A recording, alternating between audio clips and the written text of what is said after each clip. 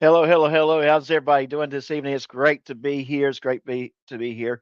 I'm gonna first throw up our producer on the show, just the ever so lovely, the ever so awesome, the diva of the show, Miss Hey Ray Ray. How you Hey, doing? hey.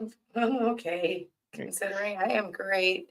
Hey, I Yeah. like that. I like that ray of sunshine. That was great. Okay. So I'm glad you said that. Thank I'm you. gonna go, guys. I'm gonna go ahead and throw Will up here because me and Will do have a special announcement. Actually, I should have said Will and I, but Will and I has a special announcement. So here's everyone's favorite butt crack and belly button expert, Will. I just realized you have me with a pacifier on the intro. Like, why? Why me? You know, in my family, it was always we picked on the ones we loved. And Yeah. so God. And right now, I Will, guess that's why. Well, I don't know. I know you feeling really loved right this moment. I guess so. I did not. I was expecting that. Oh, that's funny. Okay. Can So so Will and I had got together. We talked about something, and really, it's not anything different from what we're doing. We're just formalizing a plan where we decided we're going to work together to promote each other's channel, each other's projects, and become a network for a lack of a better word. And quite frankly, we want to be a ray of a sunshine for everyone. So, and we have Miss Ray. So we named the network RSN or Ray of Sunshine Network. oh So Will's going to implement the that logo that the and I think over time we'll probably have to we'll change it up, make it a little bit looking a little bit better. But I thought that I love that music. What do you guys think about that That was sunrise? good. That was good. I liked it. I I liked did Yeah, it. too. Yeah, I and think now let's go ahead and get Miss Betty up here on the screen because I know she's probably ready to get up here and tell us a few things. So here she is, everyone's favorite co-host, Betty. What's up? Hey, hey. hey, hey. Hi. That was like some awesome news that y'all didn't share with me. We didn't share. Right. I didn't share it with anyone. It's just me and Will. We want it to be a pleasant surprise for some folks. I think that is awesome that you guys are doing that. Seriously. Yes. She Yeah. It's to Yes. help each other. And I mean, now can other channels, if they wanted to, join your network Absolutely. or Yeah, okay. Absolutely. absolutely. Yes, absolutely. The Heck, only rule, the biggest rule, and I haven't mentioned talked this over with Joe, but I don't care. I'm making it a rule anyway. Any channel can be a member. They just have to love Ray. Oh, yes. you Oh, yeah. guys, I mean, why you're being so sweet. And If I they don't don't Yeah. love really if they don't love feel Ray, they can't use it. Yeah, you're at exactly. oh Right. my God. Yeah. I don't know So, what I so did. you know, I'm going as far as say, if Chris Ryder comes up and says, you know what, I love Ray, we'll say, okay, Chris. Mm, okay, no. See, I can't Wait do a that. minute. Imagine Chris Wright. Imagine for public safety putting that thing in the beginning of his video. Ew. No. I mean, I'm just the sorry. thought of that one, I'm going to have to leave the group. No, I'm sorry. I would have to I kind of threw up in my mouth a little when you said Yeah. ew. I did that intentionally. I did. I could have gone with any number of people. Georgia Transparency. Oh, I think Yeah, what you yeah. guys are doing is wonderful, and I mean, you certainly know how to make someone feel special. That's for sure. And Yeah. especially the last couple of days, because with moving, I'm leaving a lot Mhm. of things that are familiar to me, and it's a tough time for me. And you guys are really making it better. You have been making it better. I appreciate it. Well, you're very much welcome, and we're so happy that we can make it a little less strenuous. And Absolutely. yes. So, do we want to do a real quick roll call? Just see who all else is here. Is Stanley here? I haven't seen Stanley yet, but that doesn't mean he isn't here. Yeah. I'll be a little upset if he's a no-show. I'll be a little upset. Not gonna lie. Yeah, kind of getting used to his presence. I know. Yeah. He keeps showing up now. So this stream, we were going to take a moment and recognize Miss Casey. I know she popped in very, very early, like yesterday, to say hey to everyone, and she Yes. has said that she will try to be on a little bit later. So when she does pop in, we're going to make sure we recognize all the hard work she does, not just for this channel, for other channels as well as a moderator. She does a very good job. As I said before, I don't worry about those chats because I know if there's a problem, she takes care of it. Fastest wrench in the West is what I call Yes. her. She's Yes. so sweet to a lot of people, and she's genuinely sweet. She's not one of those fake people that comes in and is like, "Hi, everybody," then stabs you in the back 2 seconds later. You know what I mean? Right. She's genuinely sweet, and it's Right. a rare find. She is. Yes. We love her. She's the best wackatro out there. Yeah, Yes, she Wackatro. is. I like that Wackatro. Wackatro. Wackatro. Yeah. That's like her signature thing. It's wackatro. Yes, Wackatro. And of course, we have Jenny with an eye, the joint from Chrissy's pocket. Jenny. Jenny, and she checked in 28 hours ago, so hopefully she's back checking us out now. Of course, this little creep here. Boo. Right, boo. Right. And Mr.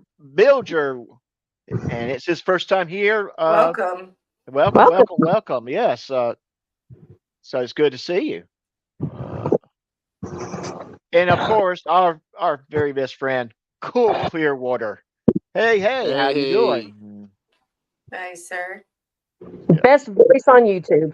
Yes. Best voice on YouTube. And since we got him already recognized, Cool Clearwater's, I am reading his story this week in premiere. That will be premiering at 2 p.m. Central Standard Time on Sunday. And then he's going to be on the live stream at 2:30 p.m. Central Standard Time. And I So have we're to going. miss it. Yeah, you're going to be traveling, but I would hope that you'll be where you can listen to it because I'm I'm going to looking be forward- listening for sure. Yes. Yes, this is going to be a nice little one-on-one interview. Well, of course, Patty might be there, so she'll help with the interview, asking some of those good questions. And I can't wait till I get the chance to talk to him about the story. I'm going to tell you guys, after I read that story, I had to take a moment and go, "Wow, he got me." It's good. It's really good. A nice little pleasant surprise at the end. I think a lot of you will enjoy. Oh, that's great. Looking forward to it. I'm looking forward to Yeah. listening. I am sorry I have to miss it, Cool Clearwater, but this is the day I'm moving, so I will definitely try and be somewhere where I can listen, though. So you're going to leave me high and dry with just the men's. Okay. I'm sorry, ma'am. I'm sorry, but And not only that, there will not be a Frank Sloop video. Oh, you're- no. Come on. You won't even do it for me. No, I'm going to have cool Clearwater. It's going to be I'm all sure. cool Well, Clearwater. you know what? I'll ask Cool Clearwater, and I'm sure he won't mind for me if we play that. Thank you, Ray. I love you. No, I think I actually got him to speechless. Oh my gosh. Okay. So we also got Patrick Dallinger in here. Keep changing the subject real Hi, quick. Patrick. Yeah, I got to change it. I have to. It's the real Patrick Dallinger also, because I had to ask a few minutes ago just to make sure. Yeah, I think the Okay. fake one, his name is just Pat, not Pat. Well, of course, we got Mr. Fraudster Mania or Will. Yeah, hi, Will. Yes, our It's good buddy. to see you, man. Yep, You're right here. It's good to see you. yeah. And of course, Miss Dixie. Her name. Modern technology confuses dumbwaiter. I know. I was looking at her name a little bit ago, and I had to stop myself from laughing. That was Yeah. awesome. Yeah. The community post, I have that meme that I made. That was great. Oh my Yeah. God, that was great, Ray. That was awesome. That was a good time. Is he Okay, using Patrick now? So we Because got I to saw him careful going with that. around as Pat a few days ago. Oh my God, that guy, he needs Yeah. to go away. I tell you, some of these trolls, they really truly do need to grow up. Mm-hmm. Yes. But I think that's every one of us know that we do.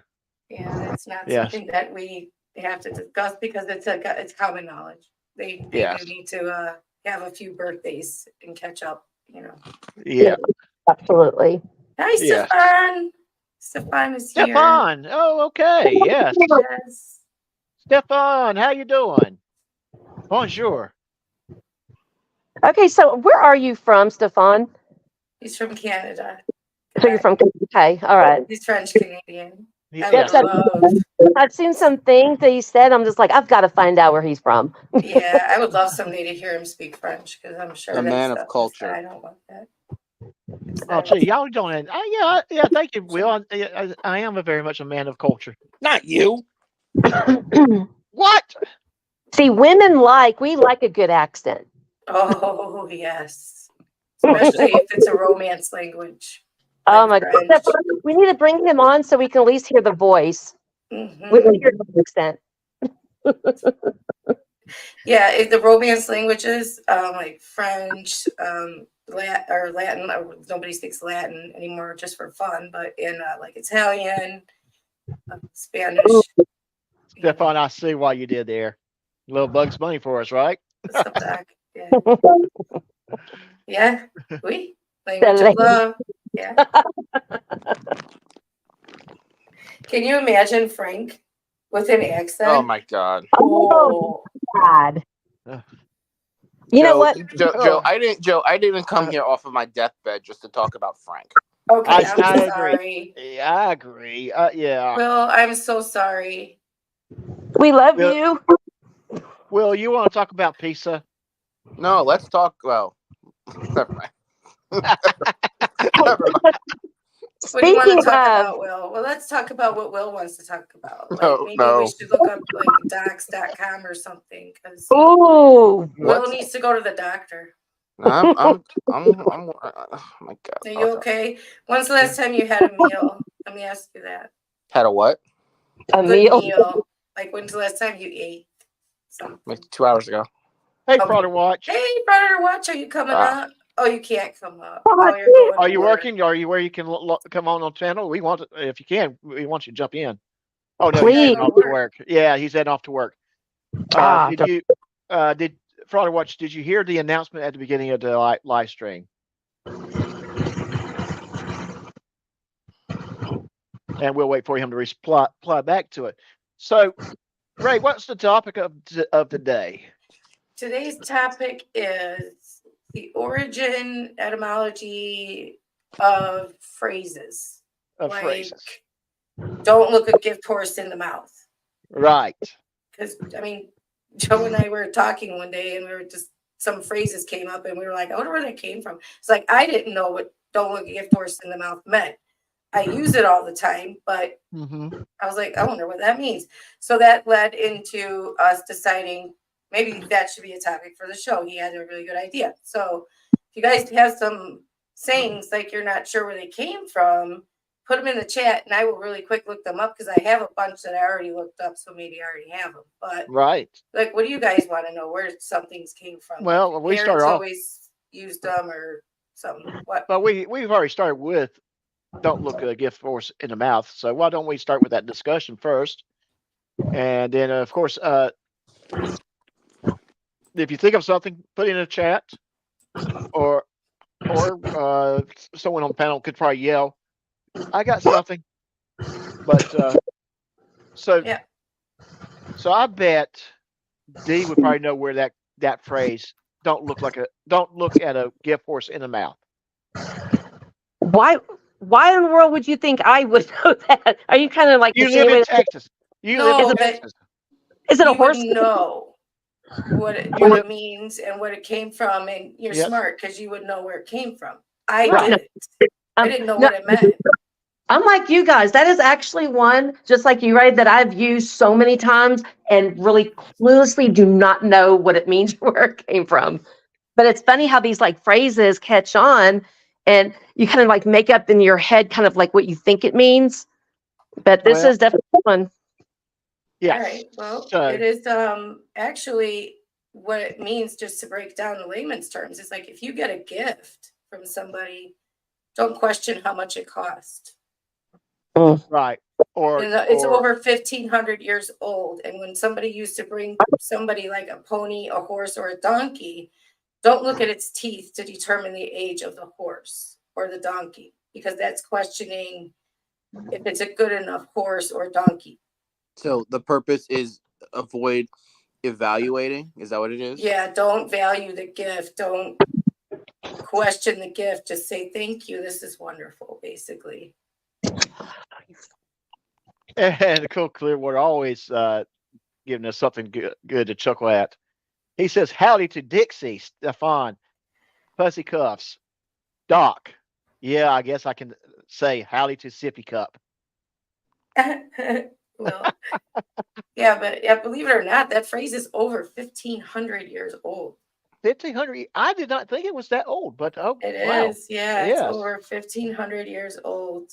Right. Yes. And the origin, like where it came from, is pretty much unknown. Yeah. Well. My guess would be somewhere in Europe because we all come from either Europe or you Mhm. know, Exactly.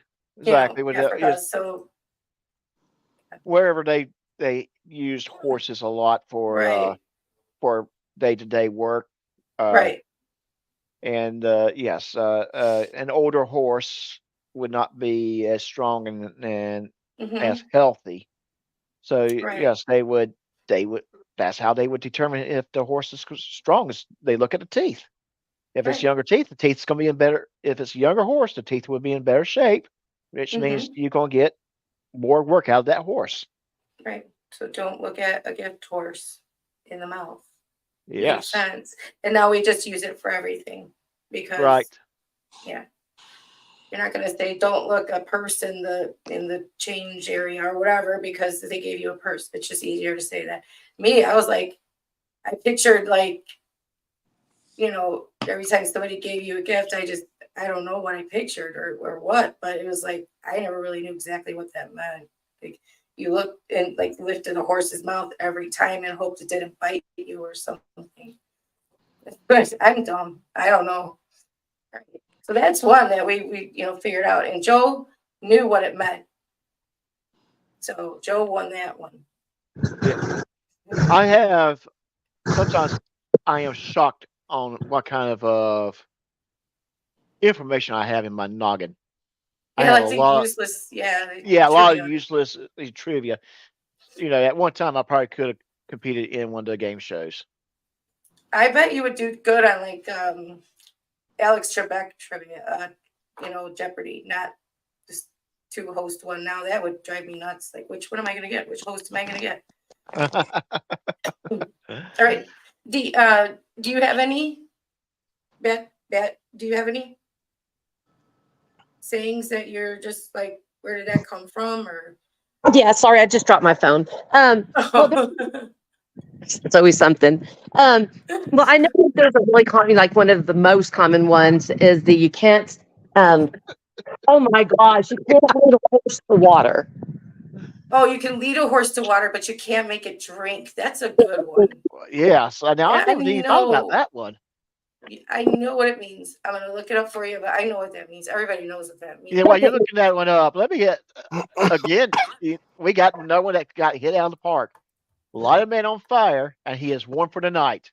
Set a man on fire, and he is warm for the rest of his life. That's the same as teach a man to fish. Yeah. You know. Yeah. Well, A little different.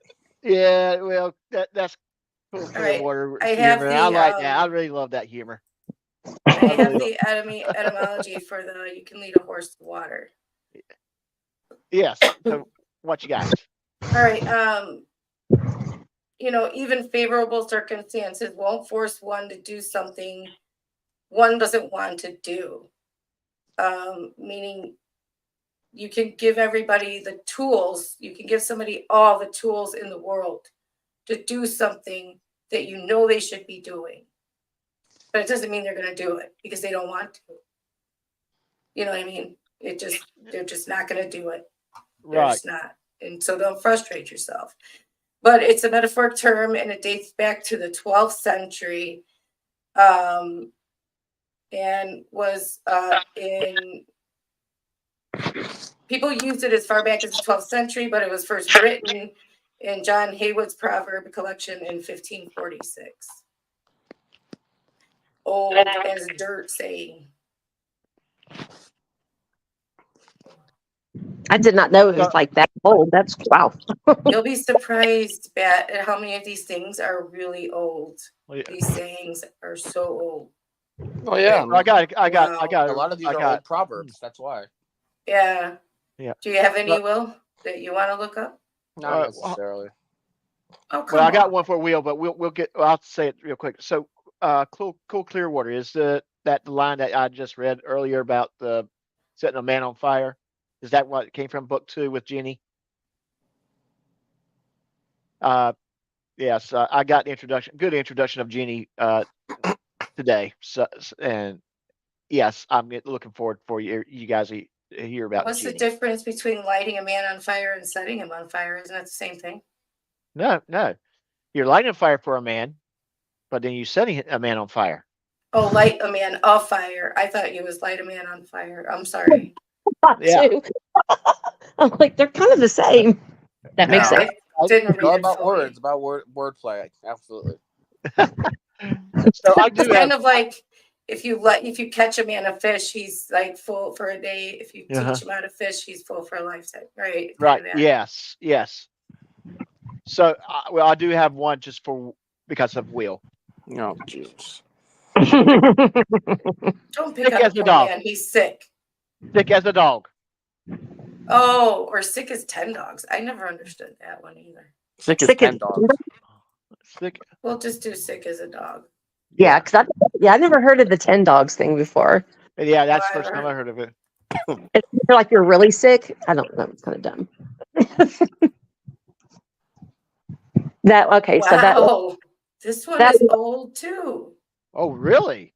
Yeah, the origin of the phrase sick as a dog can be found in the early 1700s Mm. when it was common to compare undesirable things to dogs. The explanation for this isn't that people didn't like dogs, it's that diseases such as the plague were often spread via animals like rats, birds, and unfortunately, dogs. Makes sense. yeah, but I like the meaning of that. I like it. I don't know why, but I like it. Maybe because it has to do with sickness. I don't know. Well, it's one of those phrases that you probably heard all your whole life. And although I don't think a dog is always sick, when I hear that, I think of, the person is sick. They're not feeling good. But to have it that detailed like that, I never would even guess that because it's not. I mean, because it's really referring. So it's kind of what referring to that dogs they were carrying the plague. Is that what? Yes, yeah. Yeah. Most animals like that would carry the plague, and unfortunately, you would catch it from them. So that's why it's like sick as a dog. You don't want to say like, "Oh, you're sick as a rat," because it's you. Right. But Right. dogs do kind of invoke a cuter image. So if you say you're sick as a dog, it's not as offensive, I guess. You know. Yeah. Okay. Yes. Yes. Now, I have heard sick as 10 dogs before, and I'm sure others have too. I don't know why you would say 10 when just one is just fine. Yeah. You know. I don't know. I never heard that too. That just means, I guess, what you're really, really sick. Yeah. Like Like 10 Will? times as sick, something like that. This is Like sick. Will right now? Okay. Now, the one that really got me that I wanted to look up for myself was for all intents and purposes. Oh my Mm. God. Mm. People get that wrong all the time. They Yeah. say intensive purposes, and that's not right. You know, I always never knew why people said that. But Well, let's find out. yep, I'll look it up. I thought I had it bookmarked, but I didn't. You're absolutely right, Cool Clearwater. You're absolutely right. Ew. What did he say? Leave the rats alone. They make great chefs. Little Ratatouille reference there. Oh, yeah. Yeah. All right, let's see. The original form was to all intents, constructions, and purposes, referring to the king's power to interpret laws. The English people excluded the word construction. They started using it as to all intents and purposes instead of the original phrase. But what does it mean? Hmm, yeah, I never Oh, really to thought. cover all your bases. Oh, Yes. Yes, that makes sense. That makes Will, sense. you work in law. Can you help me? Will had dropped out. Will dropped out. Okay. Yes. But they're saying it means to cover all your bases. It dates back to 16th century English law, later Mhm. shortened to for all intents and purposes. It means Mhm. in every practical sense or virtually everything. But isn't it funny that the definition is still giving more phrases? You know what I mean? It's not like elaborating on what the meaning is, just adding more phrases to it. Yeah, You know? it just means like for everything, you know, like just like when we say for all intents and purposes, it's this. You know, like for all intents and purposes, frauditors are stupid. That means you cover all the bases for why they're stupid. Right. Now I Yes. understand. You have to refer to, like, if you refer these meanings to like a frauditor, probably all of us would understand it. Right. I think that's why it just clicked in my head. Like, Yes. for all intents and purposes, frauditors are stupid. I don't have to tell you why now because you're like, oh, got it. You know, So just I like it. All definitions need to have a frauditor spin to it, so we all know what it is. All right. So just to backtrack just for a moment back to the plagues, uh, Stefan has put in something in the chat that I thought was really good. Do you know why in Europe yeah. more men died from the plagues than women? Because more women had cats that take care of rats who were transported for the fleas Please carrying the carrying the plague. plague. Yeah. And makes See? And now in Okay. modern times, you yeah. should have a cat because you will never have mice. I got 3 of them here. Right. If you're in an area that's prone to mice, like in the back of my house here, there's a big field. Uh-huh. We have a lot of mice because I have my Leo. They aren't going to come in here. Yes, they stay away. Right. Leo probably wouldn't know what to do with them when they Oh, do he come in, would. but yeah, He he would. Yeah. He would definitely. He would play with them first. He would play with his Uh-huh. dinner and then he would take care of it. Yeah. But, mice automatically know don't go there because there's a cat. And it's true. You can look it up. I'm not just saying this because I am trying to get y'all to get a cat, but No, but that totally makes sense, though. Yes. Absolutely. Oh, yes. Quite frankly, I got 3 cats who has 3 distinct personality differences. And one will come in and start talking to me if I'm not giving her any attention. Ray has heard it. The other one, she only comes talking to me when she's ready for food. And the third one, she starts talking when she's ready to go outside. And her talking sounds like like she's crying, she's whining.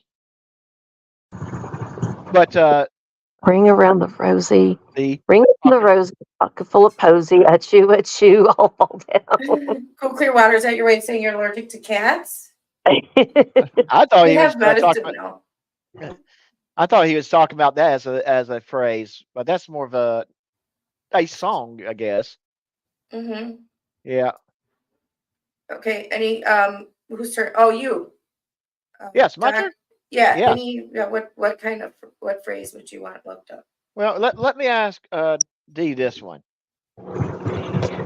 Okay. If I said to you the whole 9 yards, what do you see? What do you think of?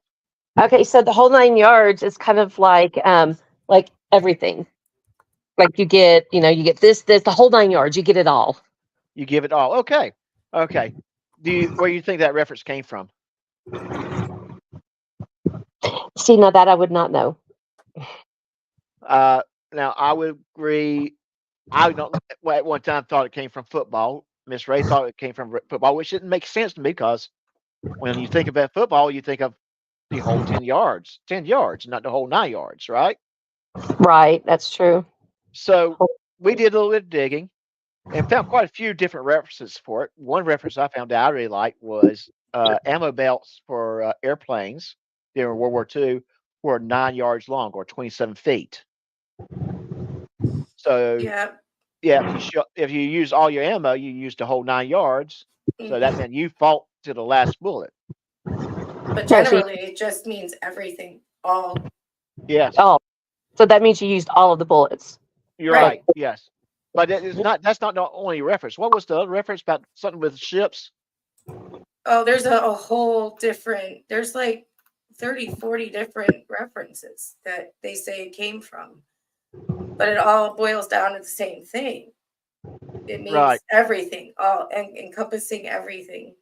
The whole shebang. All of it. The whole 9 yards. So I was right. But the 9 yards came from either, it's all based in like military stuff, either can be just, it didn't come from airplanes though, because it's been referenced back to, as far as they know, back to like 1700s, 1600s, Right. So they can't really trace when it was first used. No, they can't. But I do think it probably came from some form of sailing. Yeah, like sailing cloth, sailing wines, stuff like that, probably. My husband was actually in the Navy. I'm going to ask him. Oh, yeah, cool. Because Cool Clearwater, yeah, 10 yards of cloth for a tailor-made suit. Yeah, something like that. Yeah. Actually, he said, and then the later statement was 9. Sorry, but no, yes, I know what 9. he meant. Yes. Oh, sorry, Armenia. Yeah, we're going back to him. But basically, what it means is what you said, Batty, was everything. Yes. The whole 9 yards. When the whole 9 says, yards. Well, how much? You say the whole 9 yards. Right. And I'm not familiar with that brand. I'm assuming that's a bourbon. So I'll take your word for it if it's already kicking in. Is it bourbon? Cool Clearwater? Yukon Jack? All right, don't be mad at me, Will. I didn't see your statement, your comment. I'm sorry. Well, Will does. All he has to do is come back on the panel. We would hear him. Okay, I'll look that up. A penny saved is a penny earned. Yeah. Well, I asked my husband and stuff because he's in the Navy, and he's like, I have no idea. So he was no help. Sorry. Right. Well, but that phrase, it goes back to, like, I've seen people say it was used in the 1500s, 1600s, the whole 9 yards. So They can't pinpoint that one. Right.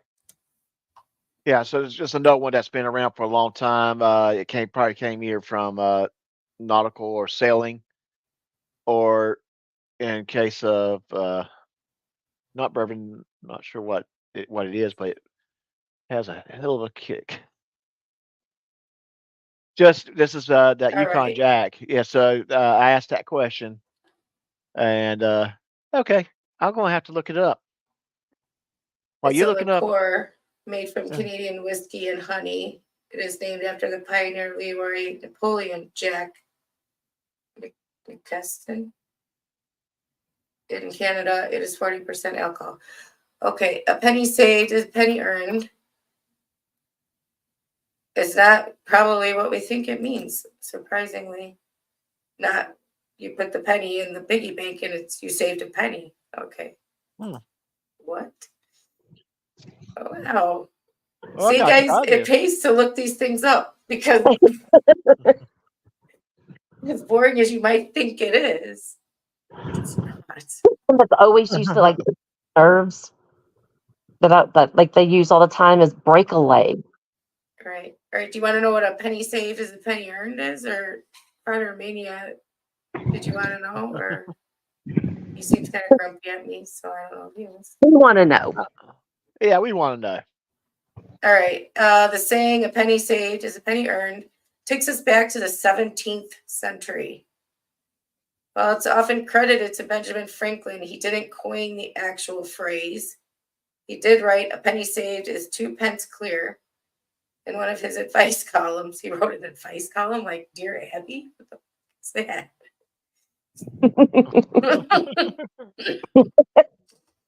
I'm sorry. Hold on.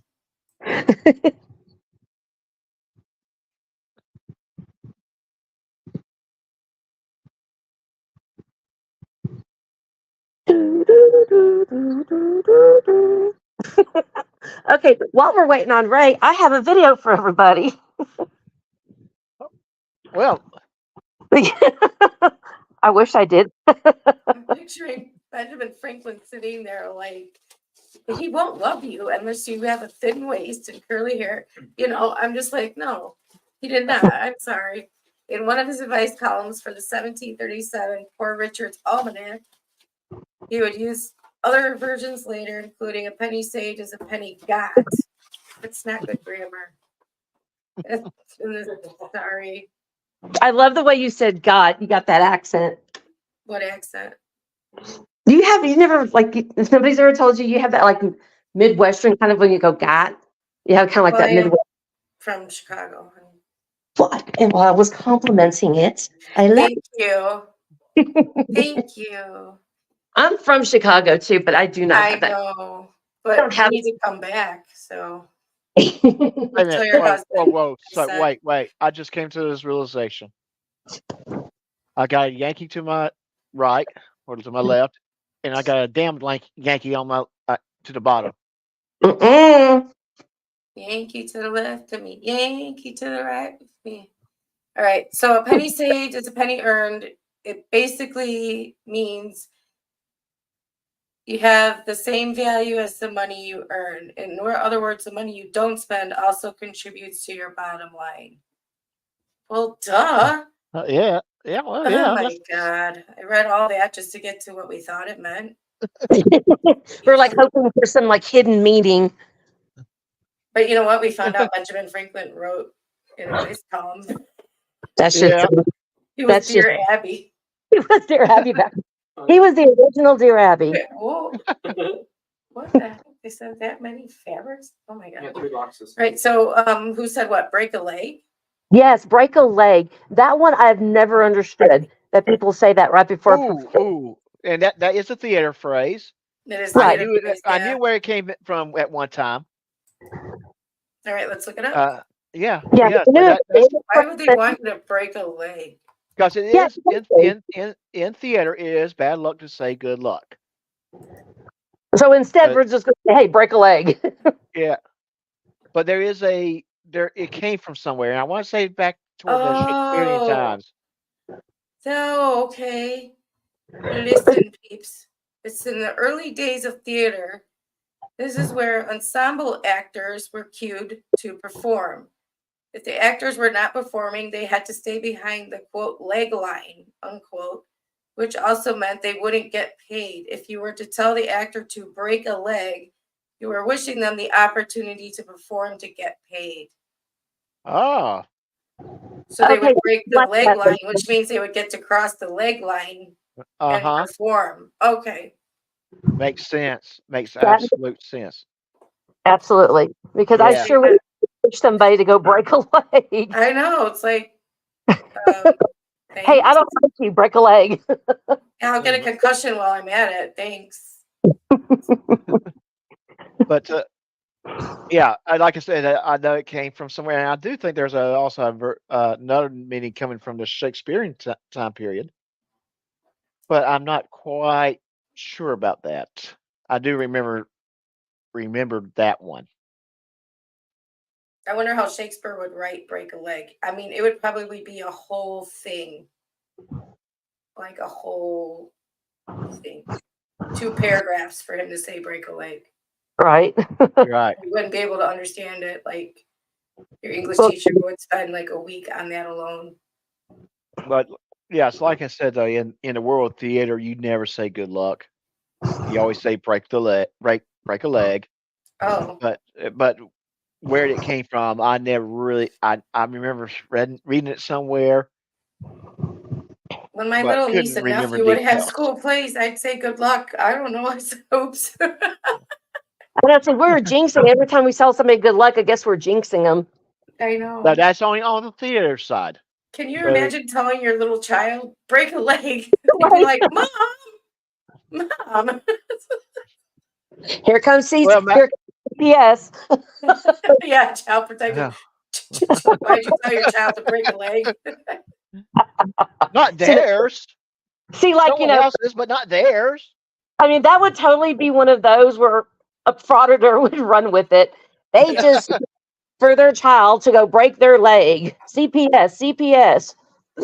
Absolutely. Oh my goodness! Could you imagine if someone told Goat Boy, go break a leg?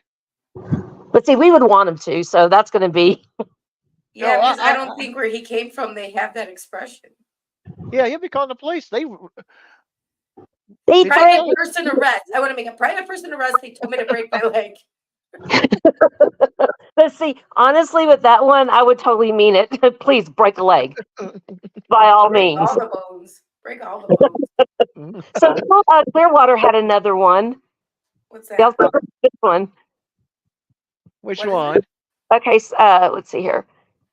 Okay, so when I heard with growing up, with every, oh good God, abstinence and serendipity, 23 skidoo. Did I read that right? Oh, you want to know what Muffin 23 stands of skidoo serenity. means? 23 skidoo. All right, let's look up the etymology of 23 skidoo. So it's okay. So the analogy is 23 skip do, not the. Yeah. Yes, I didn't read it right. Sorry. Oh. Okay. In the early 1900s, Death Valley town had 23 saloons. A visit to all going 23 skidoo meant having a very good time. Well, dog. I would say so if you were able to visit all of them in one night. Ooh, I got another one. Uh-oh. And there's also more than that. Hold on. There's so many. Skidoo also means to run away. But Skidoo.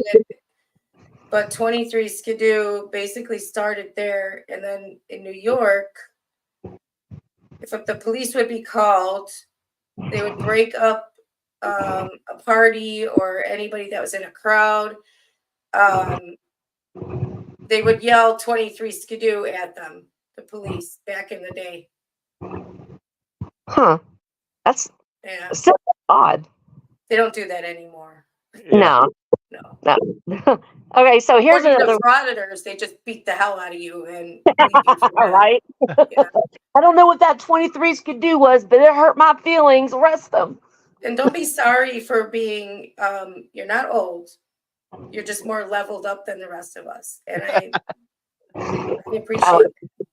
Right. Here's how that's where I think they say it originated from. That's a guess on their part, was that if you went to all those saloons, you were having a really good time. 23 Oh, yes. Yeah. I mean, if I visited 23 saloons, I'm thinking I'd have a good time. I would think so too. I would think so as well.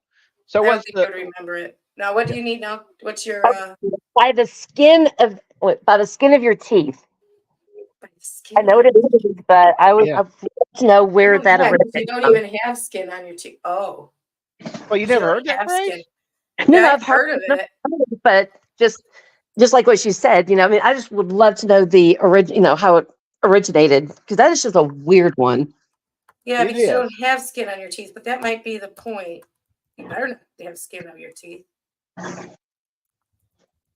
That's just a weird analogy. But it He- might.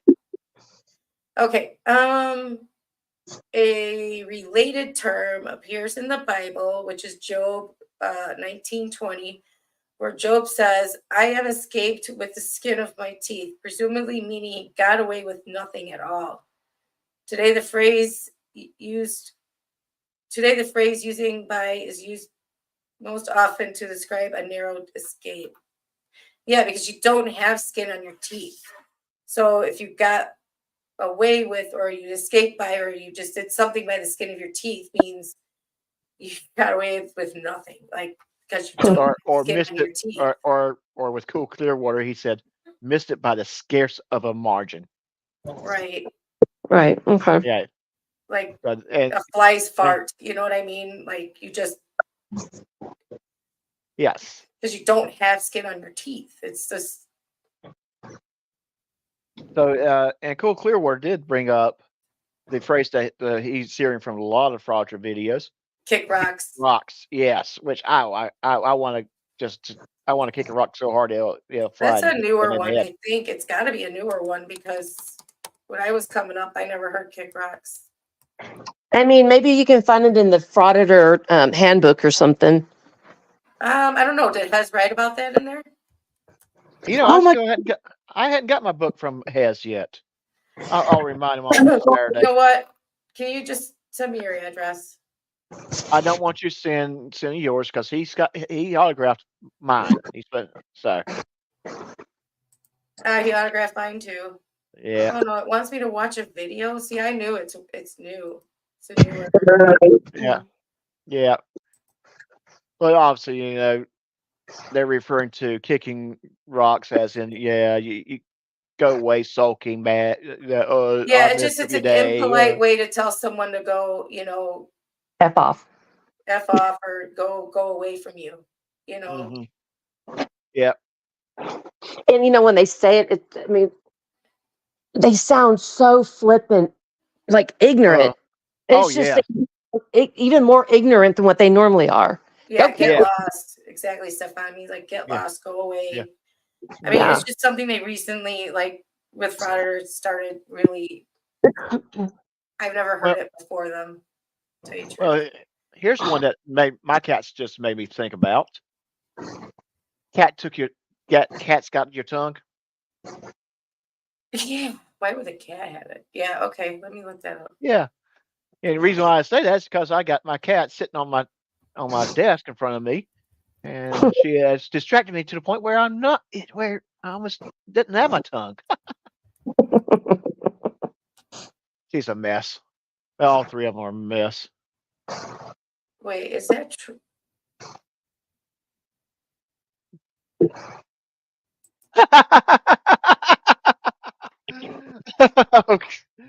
I guess where you are being listened to. How you doing, Hez? How's it going? Hey, Hez. Oh, I was just saying that. Did you put that in your book? No, you didn't have kick rocks in your book, so I don't think it came from your book. All right. It was thought that if one ran into a witch, her black cat would steal his tongue, thus leaving him silent, unable to tell the story of seeing a witch. The final theory is that it stems from The English Navy used a special whip called the Cat O' Nine Tails as punishment. I don't have a time frame on when this was. There's also a Brothers Latin Grimm. phrase. Are you I would listening? bet you. I would bet it came from Brothers Grimm. Casey. Casey, yes. Can anybody not hear me? I'm sorry, ma'am. Oh. I was talking and I didn't hear you. I'm sorry. I think we all were talking. I'm sorry. I'm gonna mute y'all. Just ignore me. No, I'm not going to mute you. No. I muted myself, and I. Never mind. You know me and technology. Come on, man. Seriously. I'm not muting you. No, I Hey, did it. Casey. Casey, So don't get in if- front of a black cat and it'll take your tongue. I'm kidding. Black cats are awesome. yeah. Oh yeah, I always got a black Casey. cat. Do what, Hey, right? so Casey, when you get home, if we're still online, pop in and say hi to us in the chats. Follies, do you want a link? Do you want to come up and participate in this? Because this is actually getting pretty fun. It is getting pretty fun, and we're going to also play one of my videos too today.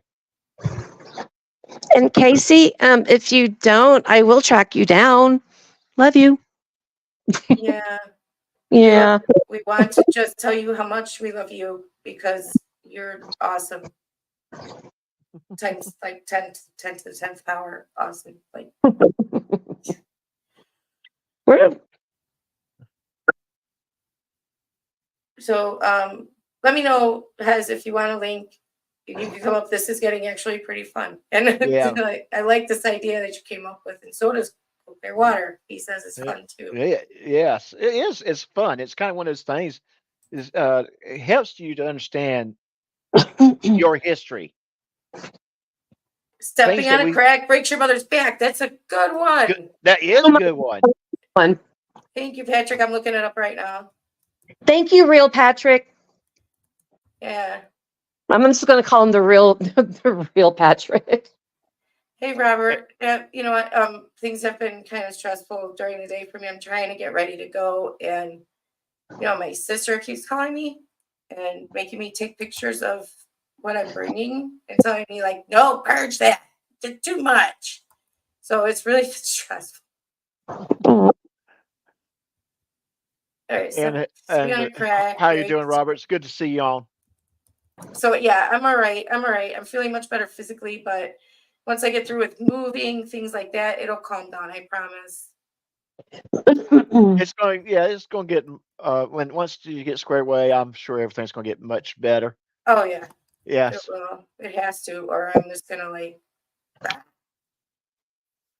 Well, yes. I will make it better.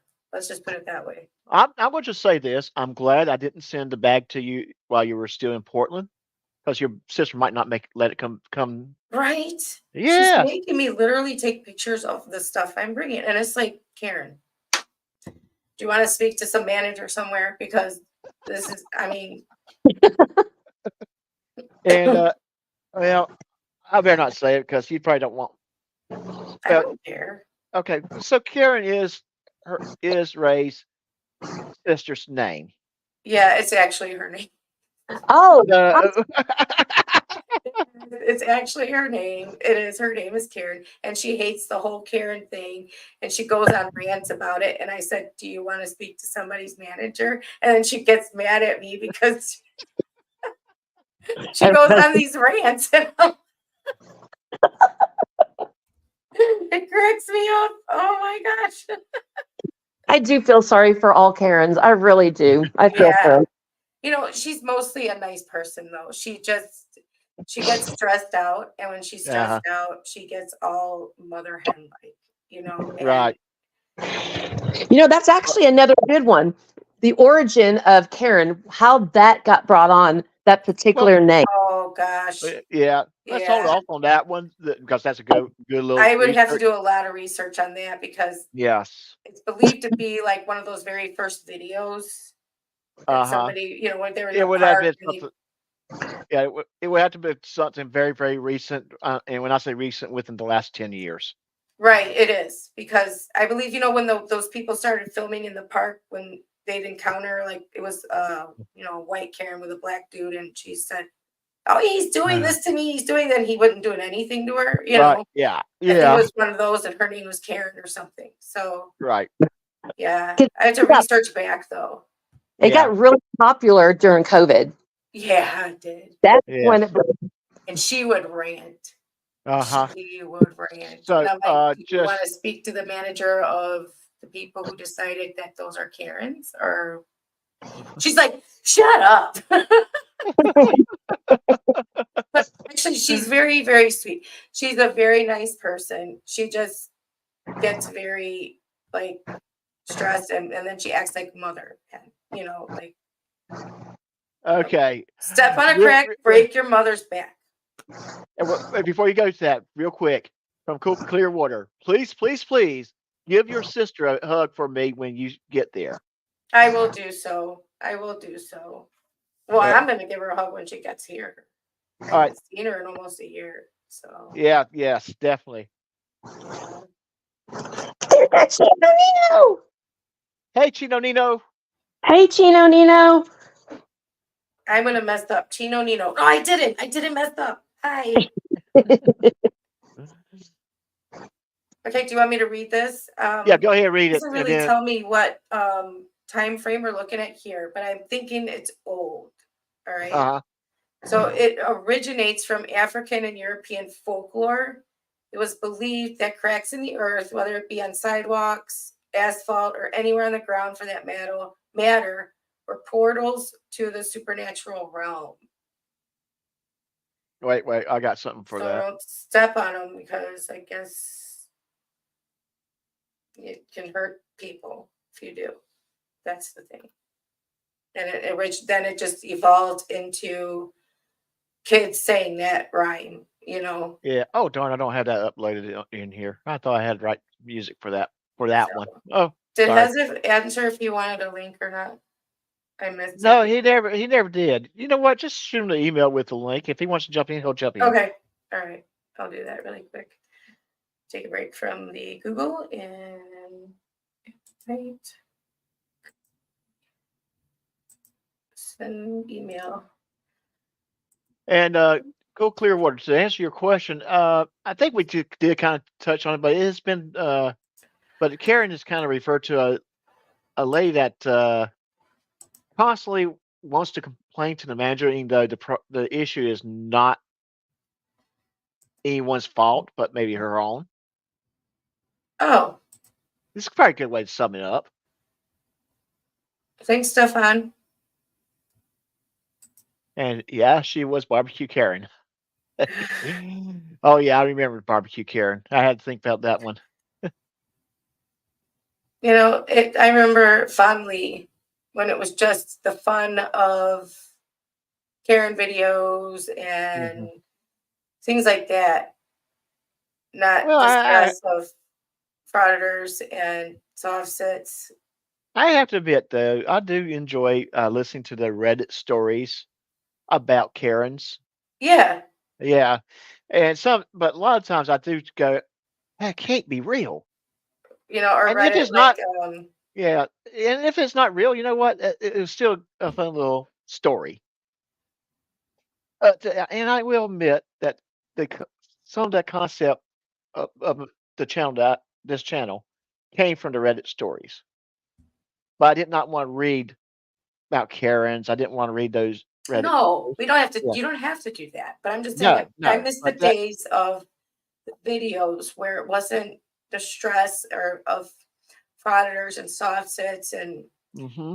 where I got involved with. Now I care too much, Well, and yeah, I do miss those days. And I miss listening to the Reddit stories of the mother-in-laws and the antics of what people get up to out there, with their families and things like that.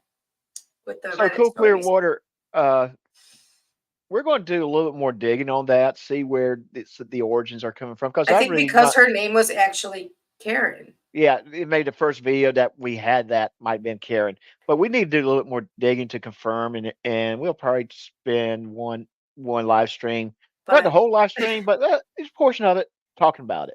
But don't So tell y- my sister I said this, but a lot of women who are in the age group of asking for managers and are mean, they're in our generation, and our generation had a lot of women named Karen. So right.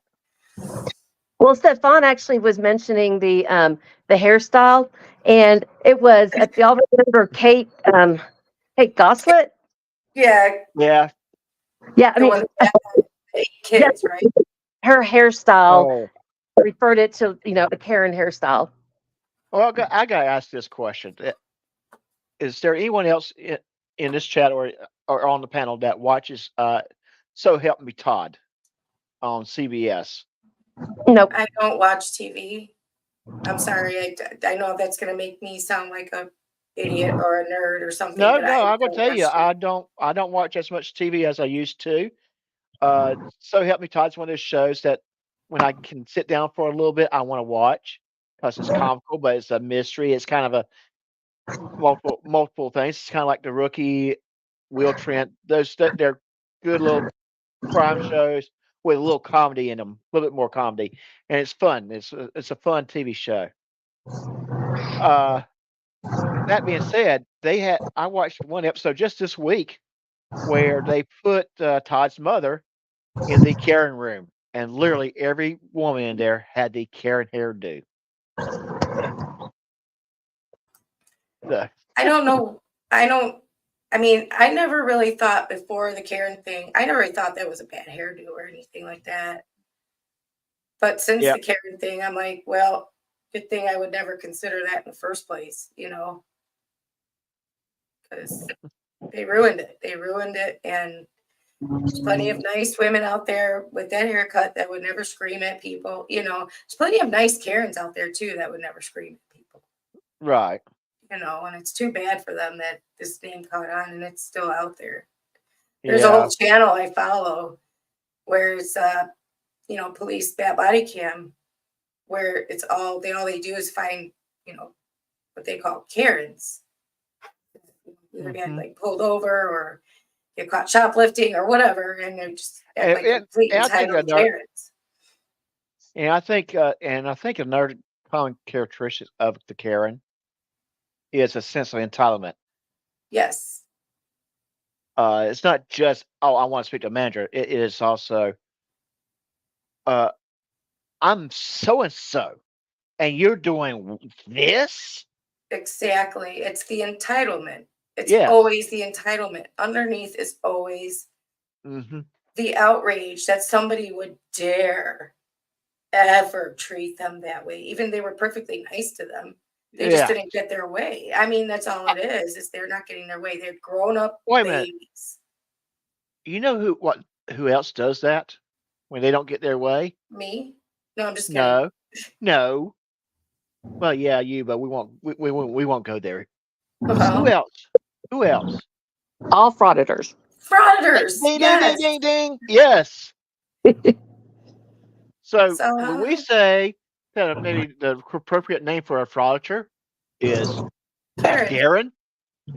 Darren's or Karen's, yeah. Darren's, yes. But I want to know why is it that there's such a lack of females in the frauditing world? Well, what are you talking about, Lana? Okay.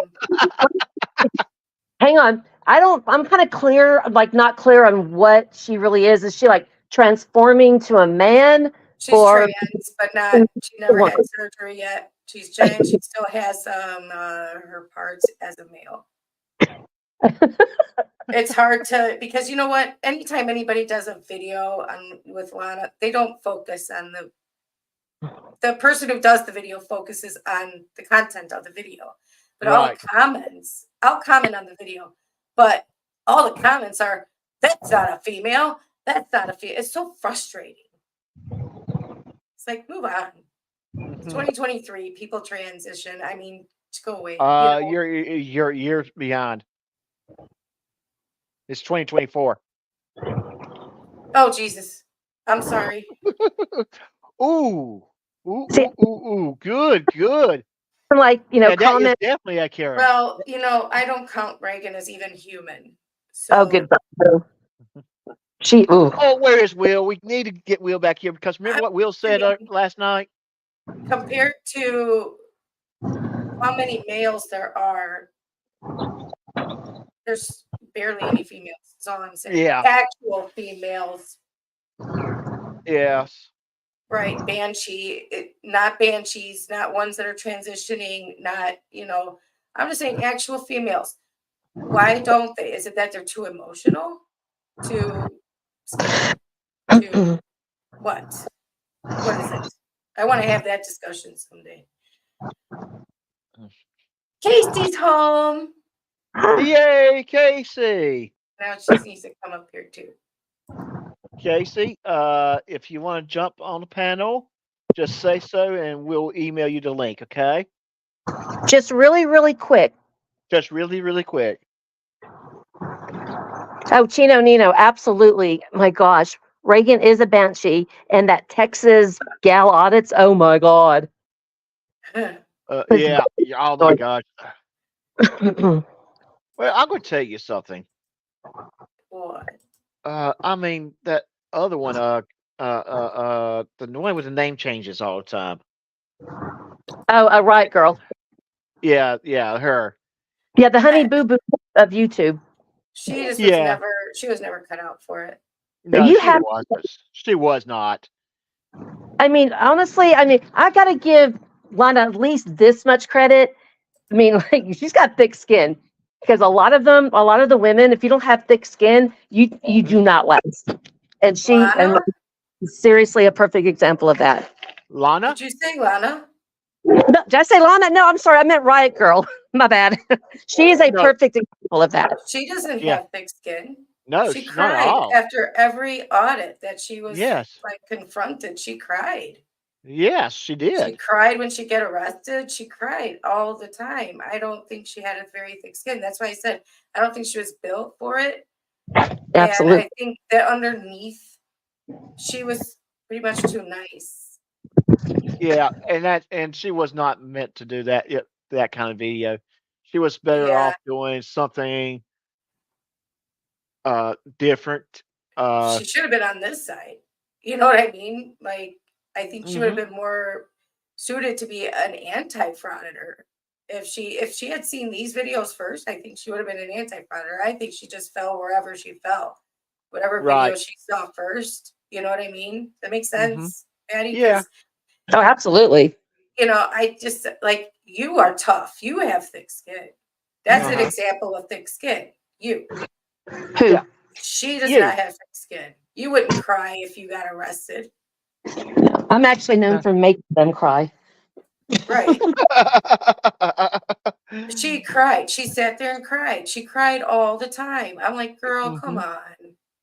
That's kind of why I did that open letter to her to just say give it up.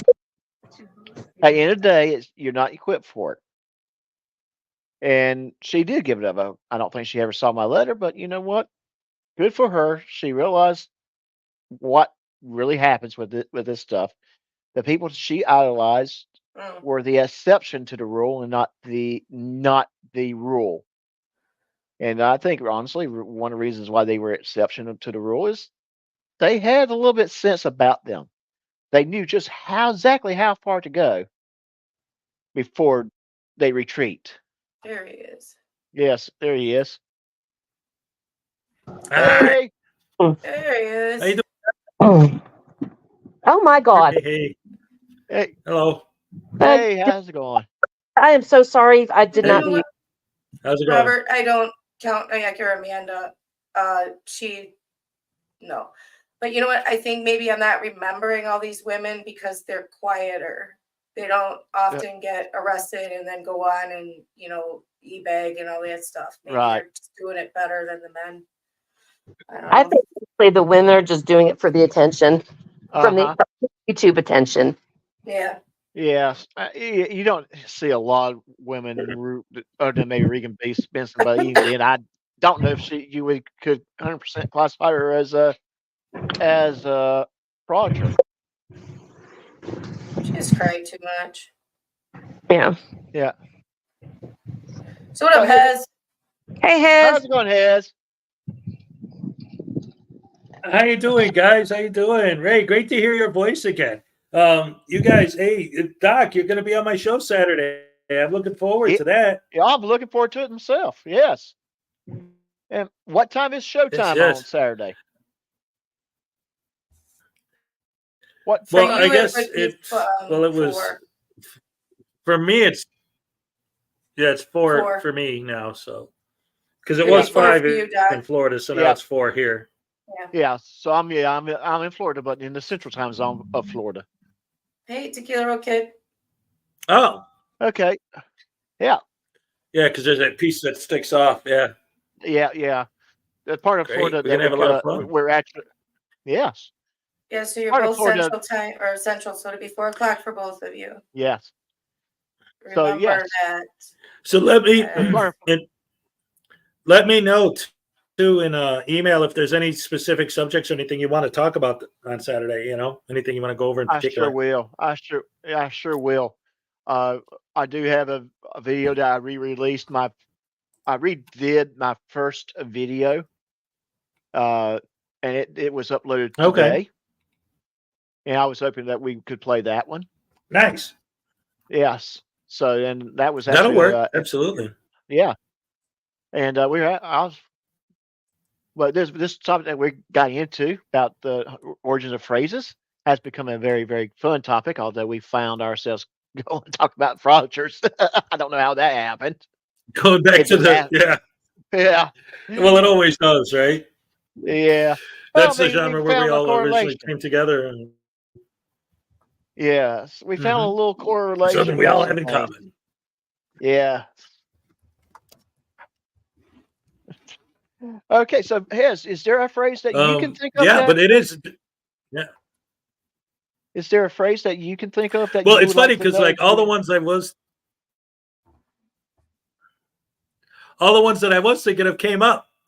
Step on a crack, break your mother's back, break a leg. Yeah. Lead a horse to water, but you can't make him drink. I'm trying to think. It's fascinating. I love these shows that you do, like this one and last week, and it's actually like I learn something every time. Like the one about how to get a book published and the editing process of books and all that. And now this, it's. I love the way you do this, and the subjects you choose are fascinating to me. Well, thank you. I Let's see. appreciate I have that. to think of an Thanks, expression. No, you're welcome. Well, I'll tell you what, while you think about that, You're welcome. let me throw one out. Yeah. Let me throw one out for caught red-handed. No, I'm sorry. Yeah. I mean, When- get to work. That's a good one. Yeah, that's a good one. Now, I'm familiar with where the origins of that phrase came from, but then when we dig a little deeper, found that there was a second meaning to it. Or not second meaning, but a second origin.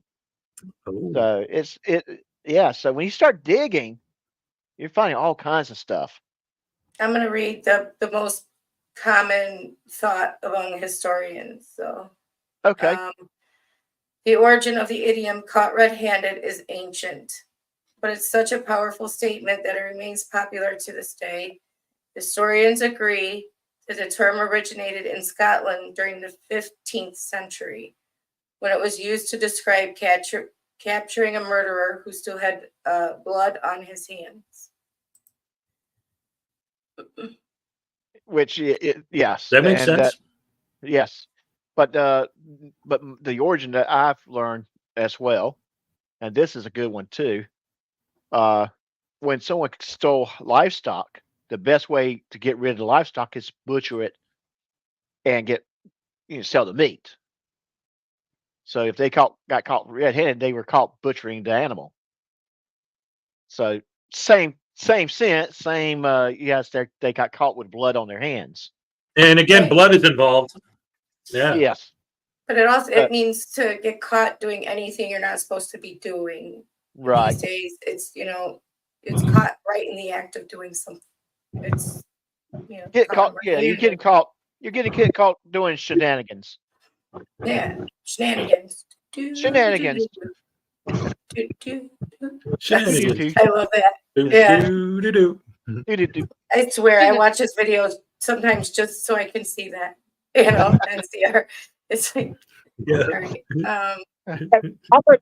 Robert Thomas says, always look at the glass halfway full. That's it. Well, that's Always when you're look at optimist. is it half full or half empty? Yes. Half empty, you're a pessimist. Yeah. Yeah. It's just a glass of water and you don't care either way. Yeah. Whatever has his drink in there, is it half full or half empty? Oh, he's frozen. Oh, Do he you have is It's half pizza water. there? Are you, Wait, do we you got pizza pizza. there? Sometimes. Yeah. Ah. Oh, ooh. And I'm gonna tell you, pizza time has a different meaning for me. Pizza. Pizza time, it's pizza time.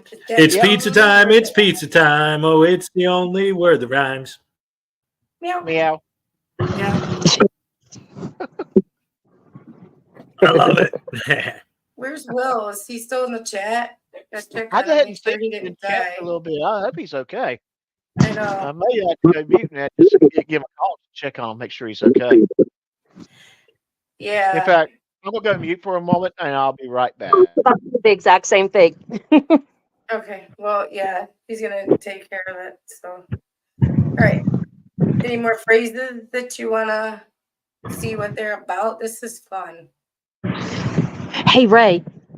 Hey, Okay, so Daddy's away. Let's play a Frank video. oh yeah, you want me to go find one? I'll find one. I would so get him. No. Oh, he said no. Oh, God dang it. He was still going. We're gonna do, Stefan. We're planning on doing a show about the origins of pizza, and it's probably gonna be a series, and it's gonna lead up into figuring out once and for all which is better, Chicago or New York pizza. Oh Now, yeah. I know there's two Chicago. of us up here right now. Right, there's two of us up here right now who are gonna say Chicago right off the bat. So Well, and I have had New York style pizza. So in New York. So you're gonna have to come to Chicago and meet me in Hez, and you're gonna have to come and have pizza with us. So I guarantee you're back sounds to fun. bone. Sounds fun. Yes, sounds fun. Have some beer? Sure you can. I can't drink. but That'd be Yeah. awesome. yeah, Yep. Oh take you yeah. and get you real pizza. That is the one. That's the one thing I miss Yeah. about being in was that pizza. That's like, oh, We'll get Because you then- regular, like thin. Oh, I'm sorry. Go ahead. no, I was going to say because it's kind of funny because in Texas you have a few restaurants that attempt to do it, and it's such a massive fail. It's like, okay, leave it to the professionals in Chicago, but it's not so much. It's Right, like I mean, you guys all down there in Texas, you do barbecue, steak, all that. You guys got that, okay? That's yours. We have pizza, all right? We don't Because- claim barbecue. We don't claim, fish. We don't claim any of that. We claim pizza, though. So, And you know what's Right. funny about you can tell if a Chicago style pizza is the correct way by the crust and how it tastes. oh my God, yes. There's a different flavor to it. Oh, ma'am, Mhm. you know that. Yeah, and that's the one thing. Yeah, and that's the one thing down here that everybody gets wrong. Crust. And we'll take you to get Doc to get thin, regular like neighborhood pizza, thin crust, and then we'll take you to get a Yep. proper deep dish Chicago pizza. Because Oh, That's another thing too. Now you're That making me hungry. You're making me hungry there. And oh, are you Frogger, serious? watch Pizza it. is Yeah. not pizza. No. hey, no. Hey, Frogger, watch. Well, what I'll do is I'll make sure I bring some Vegemite with me, and me and his will have Vegemite on the pizza. No. You'll ruin great pizza if you do that. no. But, oh my goodness. My heads, keep your eyes open. Something might be coming Yes, to sir. you in the mail. Something might be coming to you in the mail. Patrick Oh my Dowager, goodness gracious me. Thank you, I guess. So Patrick, Whataburger. that's the one What? thing you're right about. We have Whataburger. That is the best Oh, No, after see, 2:00 in the morning. Whataburger. What's the I love their burger spicy. place? What's the burger place here that I never had? Hey, Casey wants to, can you send her the link? Oh, absolutely. Sure Yes. thing. Coming right your way. Exactly right. Right, Cool Clearwater. You have to have that grease on the pizza. Absolutely. Yeah, absolutely. But yes, going back to Whataburger, I love the Yeah. spicy ketchup. Oh my gosh. Have you guys ever had Whataburger? I don't know. There's a burger place here that we didn't have in Illinois, and I'm trying to think of it. Yeah, it started in Texas, and it's mostly in It's the mostly northern states. southern states. Hadn't got that far north of Florida or Georgia, I don't think. I know there was at the time I was living in South Carolina. There were none up there. But I'm going to tell you, as far as fried chicken is concerned, the best fried chicken chain is Bojangles.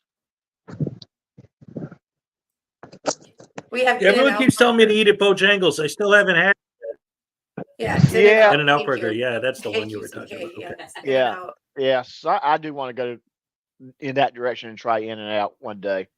You know, Just everybody such- was like, to hype it up, In-N-Out, In-N-Out, In-N-Out. Oh my God, you're gonna love it. You're gonna love it. And I'm like, I had it, and I'm like, there's no difference between this and eating like a, you know, Popeyes or Burger King or Five Guys or what's the hype on this? So, Heston, Ray, like, how about White Castle? Oh, that's mostly north. That's Right. mostly north. The southern's closest thing to White I'm a Castle fan. would be, I don't like Yeah. it. but the southern's closest thing to White Castle is Crystal. So So, yeah. I haven't heard of that. Robert Thomas, can I ask which part of Florida are you in? You say North Florida, would that be Jacksonville or Tallahassee, or where would that be closer to?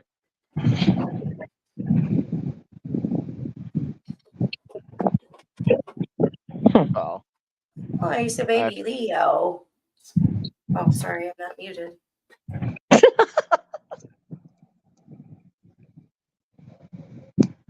Where is that? Oh, but anyways, like, while we're doing that, like, but White Castle, it's kind of funny because they actually attempt to have it down here, but it's frozen. I mean, it's just taking away from it. yeah. Oh, yeah. Well, you can buy frozen White Castle in almost any grocery store now. Yeah. Yeah, And you But I'm frozen lucky and- now that I moved back up here. There's a White Castle nearby. Isn't that kind of how Sliders originated from? Is from then? Yeah, I would say that's Yeah. yes. Robert Thomas, I'm on the other side of the White state Castle. from you, closer toward Alabama. White Castle was literally the first fast food burger joint. They opened in the 1920s. Oh, okay. I didn't know Yeah, that. yeah, and think about it, yes, they were designed to kind of move those burgers quickly. Right. Yes. What is that? No. Cream, I'm with you on that. Cool Clearwater. I don't like Krispy Kreme at all. Oh, it's KC. Yes. Let's start her on the stage. Hey, Miss Casey. Casey. Oh my God! Hello, Casey. Can you hear us? What's up, Casey? Yes, we can hear you. That's So we my. So I was saying, I want to take a moment to recognize Casey because she does so much, not just for this channel, but other channels to keep the chats in line. It's one of those things I might be doing my show. I'll be talking and I'll see something going on over on in the chats. And I might shoot Casey an email. What's going on? She'll give me a real quick synopsis of what's going on. And it's like, oh, okay, you got it. You have it under control. Great. Awesome. And I don't have to worry about the chats. I know Miss Casey has it. Yeah. No, we Hey, need Ray, we need I to don't come up with remember. some- Does Casey have a wrench on our show? I'm sorry. Yeah. Yes, she does. You know what? We need to do a merch. Excellent. That's what I thought. I just sort of double check. No, I was saying we need to do some type of a merch for Casey, something that says Wackatro. Just for No, I don't know. Fastest wrench in the West. Yes. You know what? I do have a merch store. I probably can come up with something like that. that would be seriously awesome. Yes. See, something kind of like Wackatro, and then what did you say? The fastest wrench? Wackatro, the fastest wrench in YouTube. So, you know, that right there screams merch. Yes, it does. It does. We just have to come up with an avatar that Miss Casey likes for that picture. So Oh, I could totally come up with something. And Casey, you know I can. yeah, we know you could come up with something. Yeah, Daddy. This is my assignment. I understand the assignment. We'll come up with something, and Miss Casey, when we come up with an idea, we'll put it together and shoot you an email, and you can just sign off on it. Okay. Yep. So Casey, you started a thing. you started the thing, yes, ma'am. You're gonna get your fair share. Fucking whack and troll. You Yeah. can't call them trolls. They're not good enough to be trolls. They're just trolls. Yeah, true. Since we're talking about stores, I've just thrown my link up on the ticker real quick so everyone can see it. And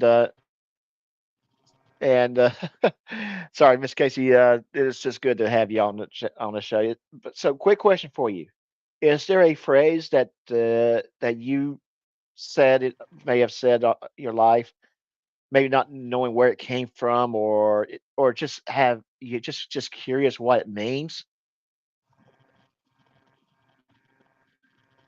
Not offhand. I'll have to think about it. I was thinking about it on my drive home listening to you guys.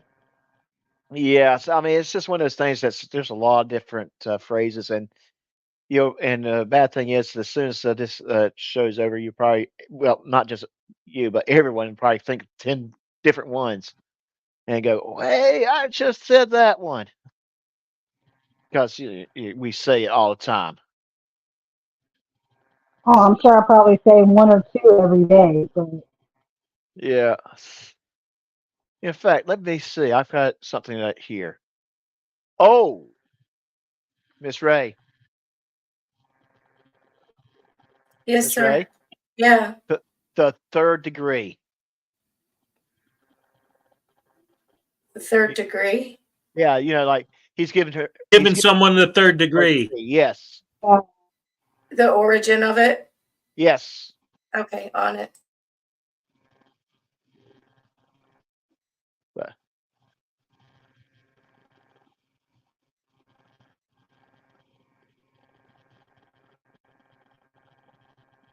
So that's a good one I got a couple more in front of me too that we can talk about. What's the matter? The cat got your tongue? Yeah, and we already talked about that. Cat got your tongue, which was very good. I thought it was funny. Yeah, that was very interesting. I wish I had the right music. I was going to get ready to play it while she started talking about it.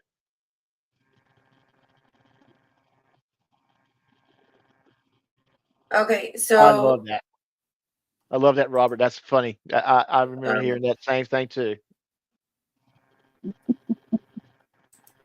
the third degree actually has two different meanings. Uh-huh. Well, actually, no, it morphs into the first meaning is, well, actually, okay, here's the whole answer. The third degree is the highest degree in Freemasonry. A master mason. Don't start. Masons are subject to intensive testing to qualify for the third degree. This is why in the late 1800s, exhaustive questioning came to be known as giving someone the third degree.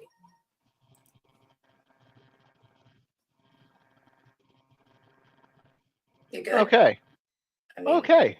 Yes. Did you And, guys, did y'all read what CCW just wrote? let's see. You talking about this right here? Yes. Oh, okay. Yeah. Okay. Yeah. Go lay down. You know what, CCW, I will give you a call sometime tomorrow just to say hi. It'd be good just to talk to you a little bit one-on-one before the actual show. So so there's a time that it's best for me to call. Just kind of have Dennis to let me know. all right. Thank you, Dennis. Thank Go you, Red. Dennis. And good night, Cool Clearwater. Feel better, and we'll talk to you tomorrow. Please rest well. Okay. Where? Oh, Casey, we did that one, but I can do it again if you'd like. Yeah. Yeah, lead a horse to water, but you can't make him drink. Yeah. Let's hit it real quickly. Some of them offhand. Yeah, but let's hit that one real quickly again from Miss Casey. Okay. I'll Yeah. get it up again. Okay. And then I got another one for y'all. I think this one I know everyone heard of. And real quick, I want to say I'm going to be AFK for about 10 minutes. I got to go paint the town red. Hey, and that's another one we were going to touch base too. So go paint the town red, and we'll talk about what All right. painting the town red means. I'll be back. You can lead a horse to water, but you can't make it drink. Is even favorable circumstances won't force one to do something one doesn't want to. As in, we've gotten all the college catalogs, but he still hasn't applied. You can lead a horse to water. This metaphoric term dates from the 12th century and was in John Haywood's proverb collection of 1546. Hi, Will. Wills? Oh no! Who invited that tyrant here? I did. You can kill me. It's fine. Or unalive me. Sorry, we're on a live stream. And there's a blank screen. There's a Hi, blank avatar. Methodist Dave. Well, I'm useful. That's why I'm here. Who is this other person on panel? Casey. Oh, that was Miss Casey. The beautiful, wonderful Casey. Yes. Great. Thanks for coming on. I'm sorry, guys. I have to step away. I'm sorry. You all right? Yeah, I'm okay. Hey, Casey. Hey, what's up? Hey, girl. You will definitely appreciate this. Hey, Doc. Yes. Can you put my picture back up? All right, I'll put your picture back up. Casey will definitely appreciate this Oh, one. for Christ's sake. How many times are you going to show this? How many times? How many times are you going to show this?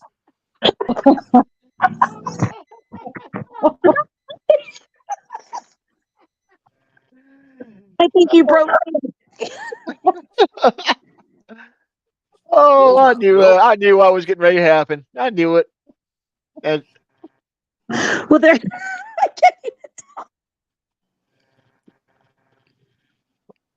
Well, wait a minute. Well, you can't make her think. All sitting up, we got this. Oh, my God.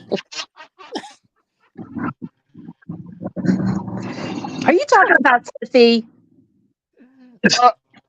No, I'm sorry. Who's he talking about? Chrissy? Or I mean, not Chrissy, but Tiffy? I don't know who he's talking about, but I Okay, we didn't know there was water behind the Wendy's dumpsters. I'm not allowed to talk about for public safety. After all, he is suing me. oh yeah, that's right. That's true. My bad. Did you see this? I'm useful. So there. Did you get the toilet paper lawsuit or LOL suit? We do have somebody's feedback going on right now. It's not me. It's not me. Will, did you see I changed my name for you. Oh, I don't see it.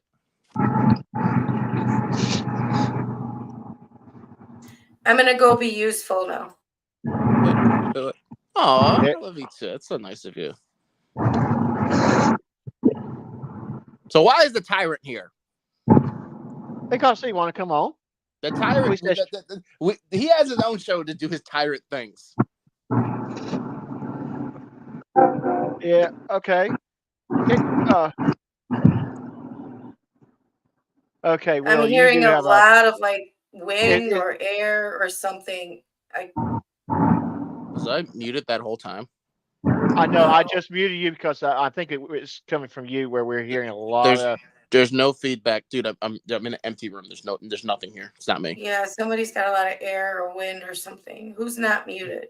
So I'm not testing. Okay. Not me. 1, 2, 3. Not me. Let me readjust my mic a little bit. All right, who's muted now? Dawn or You know who's making the noise? It's Hezekiah. no? No, he was He's muted. muted.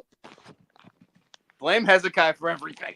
All right, it stopped now. So I don't know. Maybe unmute one at a time and see if we hear it. I'm unmuted. All right, it's not you. And Dennis, we love him too. Yes. And thank you for all you do for him. And Yes. of course, always thank Cool Clear Water for coming in and seeing us. It's always a pleasure. Patrick, he's not suing me. I tried. Well, give it time, Ray. He will eventually. You will He doesn't be even know. eventually He on doesn't his know who radar. I am. That's fine. I'm fine with that right now. Actually, I don't need it. But Careful. you know what? He'll come on a live stream that you're on and just start yelling at you like he does with me. Yeah, he You'll will. regret that day. Oh, you know what? We'll let him come on, and when he starts yelling, we'll mute him and just talk about whatever while he's yelling. I have a lot of stuff I'm bottling up right now. Let him start yelling at me. Mm-hmm. Yes. Definitely. Anyway, I know the Paint the Town Red, so whenever it has this back. Oh, where did Yeah. Casey go? I don't know. I found that when people are on their phone, the connection is a little more tenuous. Yes, I think so too. I think There she Is- is. there she is. All right.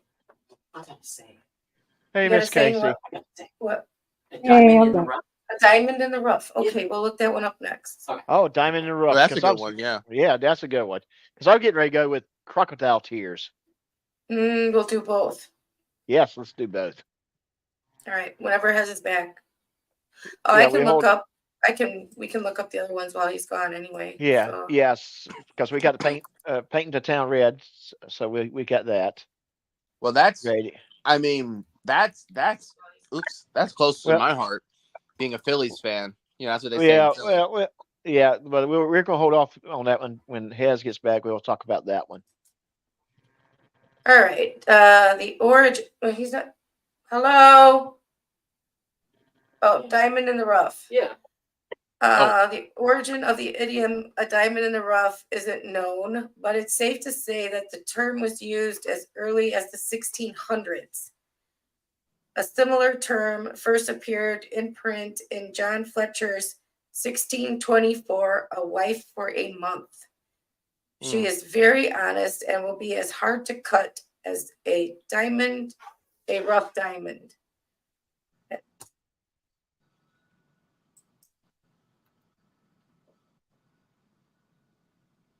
So the meaning is a person who stands out amongst the crowd, Dennis, pretty much. Of course. And if you don't mind, when you do make a comment, just if you would put not necessarily your whole name, but like D or something like that, so to remind us that it's you and not actual Cool Clear Water, that'd be awesome. And like you're doing now, I would Yeah, but appreciate that. You don't even have to ask. You're welcome to Yeah, be here yes. anytime. It's your First Amendment right. Exactly. Yeah. But Yeah. Hey, So- Rob has a couple of good ones. I don't know if you guys looked at them already. But my question is, because I was away for a little while, what of all of the quotes that or phrases that you've researched tonight, which one was the oldest? And how long ago and how old was it? oh, it would have to be caught red-handed. Yeah. That one dated back to before probably the 1500s. Really? Yeah. And then I think after that, there was like several that came from the 1700s. Right. Yes. There's one from the 1600s, one of the first ones I thought. Oh yeah, there's been some from 1600s, 1700s, but the oldest one was caught red-handed, and that was dated back to the 1500s. So yeah, it was. There's all of these have been pretty old though. Oh, yes. I'm They've very been around. surprised. Okay, so we had Diamond in the Rough, and then there was somebody else had one right after that. That was Yeah, I had crocodile tears, but let's hold off on that one because Robert did ask about add insult to injury. an insult to injury. That's a good one. Yes. The newest one though, Will, was Kick Rocks. Really? Yeah, Yeah. that's just recent. Yeah. And hey, Highway Star, how you doing? Little Hi. Chihuahua, And- big world. And, Hi. and hey, yes, good to see both of Hi you here. guys. Hey, little Chihuahua. Hey, Highway Star. Cyber Rex. Now that I'm back, I hope you guys don't give me the cold shoulder. All right. Well, we're going to go over add insult to injury. Then we're going to talk about painting the town red. Since you just got through doing that. Oh gosh, we just found the oldest one. What? Oh, really? What's that? The add insult to injury? Yes. How old? 1st century CE. No way. What? Oh, It's of a story that was written of a bald man who swatted a fly that just landed on his head, but instead he hit himself on the head.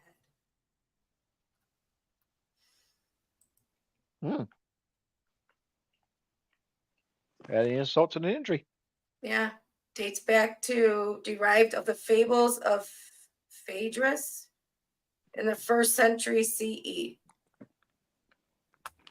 We just found Very- the oldest one. Who Wow. would have thought? I know. Yes. I mean, we all know what it means. Yeah, we do. We do. Okay. Wow. This might be a long shot. I would have assumed that. Well, no, I shouldn't say that. Okay. But go ahead. No, I was gonna say I would have assumed that Kick Rocks was the oldest one because No. it's so simple. I would have assumed that. It's not though. We Yeah, I tried know, to. it was the newest. It's new. Yeah, just means go away, but it's new. Yeah. It's relatively new. I mean, we couldn't find how new, but it's like recent, Like, sorry, it's not old. Yes. I mean, well, I could say it's old. It's from like -1 DL. How about that? Mm. Is that good? And let's also say hello to addressing the dramas llamas. It's good to see you. I think I saw you in K-Far's chat. Yes. You got a brand new channel, correct? Hi, little Chihuahua. I would give you a hug. Hi, hugs. Hi, Highway Star. Hi, I'll go in there and Cyber Rex. I'm sorry, I didn't get to say hi. I was doing the Google thing. do you guys want me to drop the link for his new channel? Yeah. Go ahead. Oh, and sure, drop yeah, that if you link. got it. Yeah. Yes. Go ahead. And drop the Okay. link. I was getting ready to ask someone to do that. Okay, give me a second. Yes. I've never heard of him. What does he do? Well, What you do? addressing the drama llamas. Do you want to come on real quick? Because if he does something good, I'll put it on my channel too. Yeah, they started a network here, and you want to come up and tell us what you do, and get your name out there, we'll let you come up. You have to make sure that you're not a tyrant, though, like Hezekiah. Oh. Hey, Yeah, you know what, but- Will, man? That didn't cut the mustard. Hey, that's He's one. coming up Did you with all guys, these did you guys idioms look that and one up? Cut sayings. the mustard? I don't have enough memory in my brain. Do you want to come Thank up you, Chino Nino. feeding the or Oh, what's your name? okay. Would you do me a favor then? Shoot me an email, and maybe we can set up a future time that you can hop on and talk to us about your channel.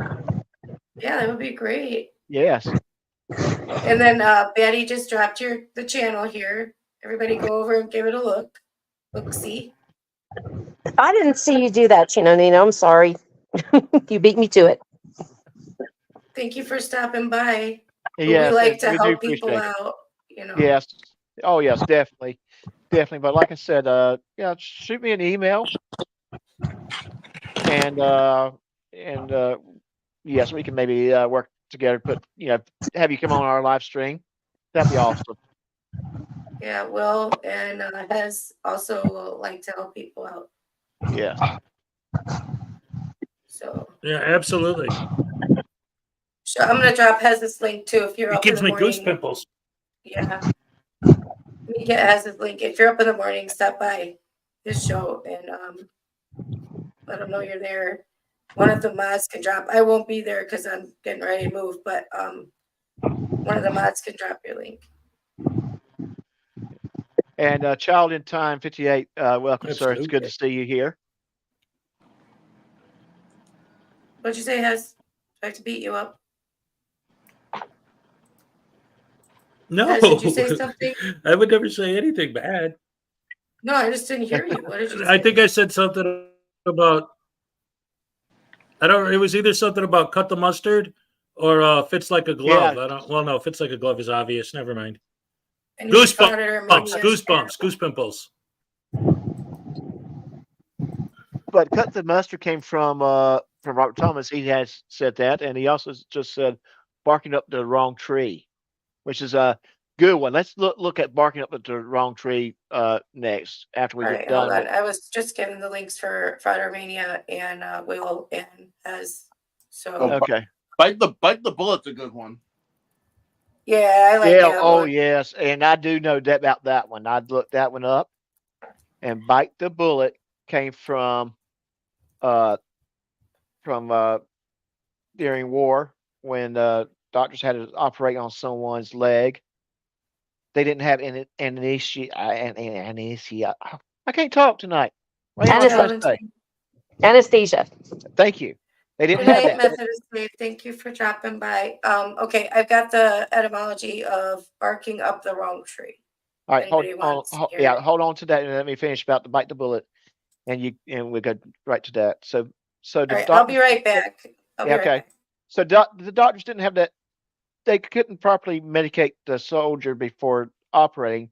So what they did instead was had the soldier bite on something. To get that, a lot of times it was a bullet. So that's biting the bullet. It was used for a medical purpose during wartime. You probably would have seen it a lot in like during the Civil War, where there was a lot of amputations that took place in the field hospitals. Okay. And she's gonna come right back. And we'll jump right I'm back. I'm back. I'm Okay. back. I'm back. I'm sorry. Okay. All right, So we got barking barking up. Yeah, barking up the wrong tree.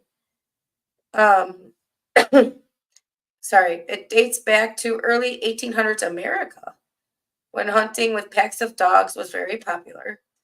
The term was used literally at first when wily prey animals such as raccoons would trick dogs into believing they were up a certain tree when in fact they had escaped.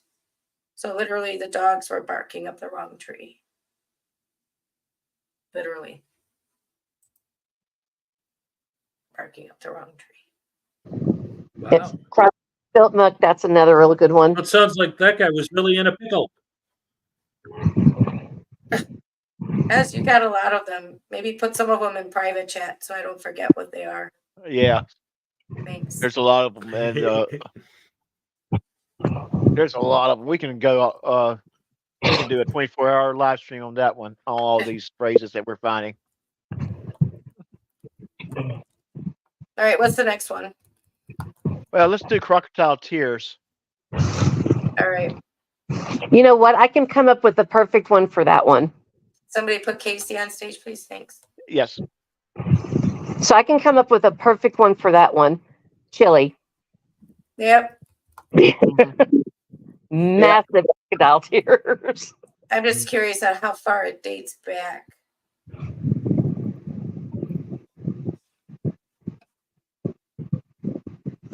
Oh, but what is it? It doesn't mean exactly what we think it means originally.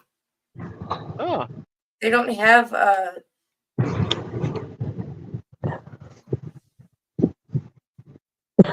mid-16th century. And it came from the belief that crocodiles wept while devouring their prey. Huh. Interesting. Very interesting. Huh. So yeah, mid-16th century. Mm-hmm. That puts a whole new meaning behind it. Because It does. like crocodile tears, like don't cry crocodile tears. Yeah, because it's like you're crying while you're killing them. Like, oh, okay, crocodile tears. Wow. Yeah, it does. I'm now thinking, wait a minute, we always thought it was just like fake tears. You're crying fake Yeah. tears. Right, But- which is what we would say that Chili was doing the other day in the courtroom. But if it's believed that they cried while devouring their prey, that really does suit a lot of these people, these Chili. It does suit him then. More Absolutely. than we thought, you know? Yeah. Hang on 1 second. I'm so sorry. Yeah. Robert Well, Thomas came up with another good one comparing apples to oranges. Yeah, let's let me copy paste that one and put it into private chat because there is one that has put up that I definitely want us to go into next. And I can't copy it. In a pickle and In a pickle, goosebumps. yeah. In a pickle. In a I'm gonna- pickle. I'm Since gonna that seems to be everybody's favorite phrase lately. In a pickle. in a pickle. Yeah. In a pickle. You're in a pickle. You're gonna be in a pickle. You're gonna be in a pickle. You're gonna be in a pickle. If you touch me, you'll be in a pickle. Oh my goodness! I thought we had Tiffany for a second. I was about to say, was that a good Tiffy little impersonation? Yeah, I thought we had her Oh. guest. Yeah, we were. Don't ever do that again. Oh. Never do that again.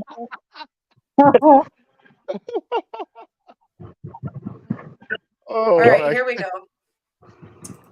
This is not what you people think it is. All right. William Shakespeare is thought to be the first to use the idiom "in a pickle" in The Tempest. Of course, Shakespeare. But he gave it a somewhat different meaning because in England, pickle usually refers to something close to relish. And one is in a pickle if they're inebriated. Well, that sounds about right about Tiffany. That's like a perfect example.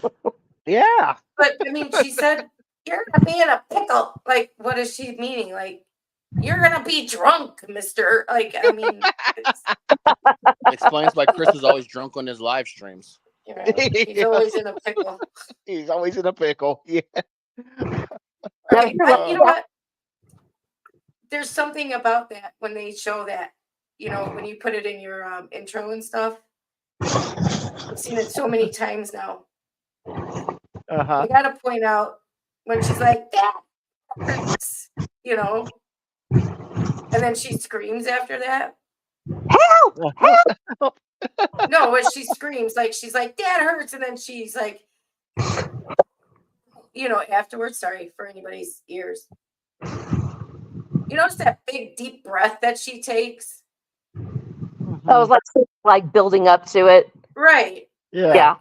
Anybody who's in like true pain or that something hurts, they don't stop and take a big, giant, deep breath to make sure they could get a really good scream out. Right.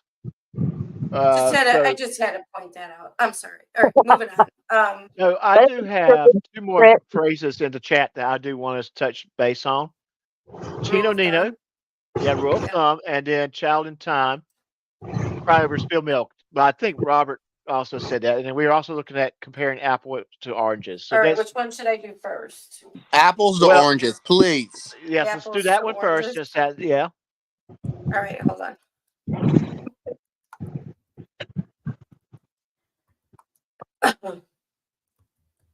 Sorry for coughing.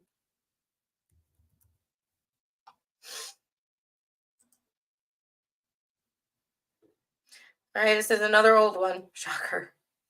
The idiom comparing apples to oranges can be traced back to 1670 in the author John Ray's Proverb collection. It was originally written in English as apples to oysters. Development of the phrase around the world in various languages is different. That's interesting that they use the phrase comparing apples to oysters. That's very, very interesting. Yeah. Yeah, Ugh. yeah. Of course, yeah. Well, it's oysters are comparing good, two yeah. things that are completely different. Yes. Right. And then, you know what, to me, though, it makes more sense to say oysters because those are not even in the same food group. No, they're not. No, they're not. And I'm going to tell you, I love oysters as much as apples. I mean, I enjoy them.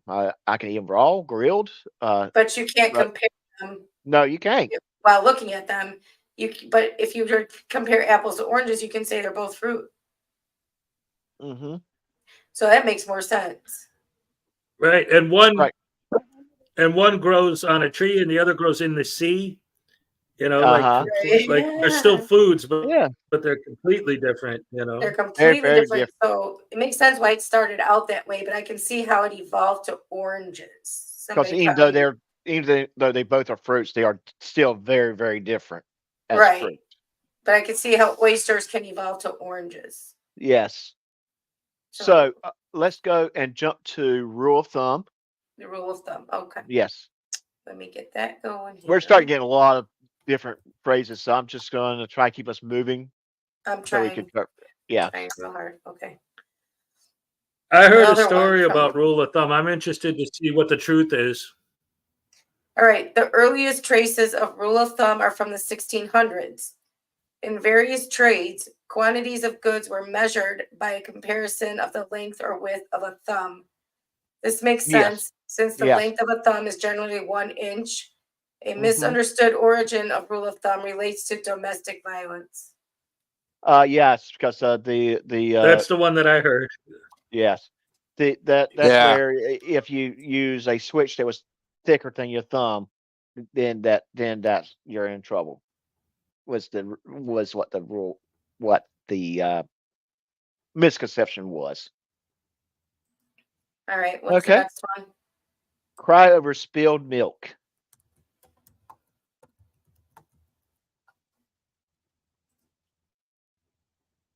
Whoa. Okay. All right.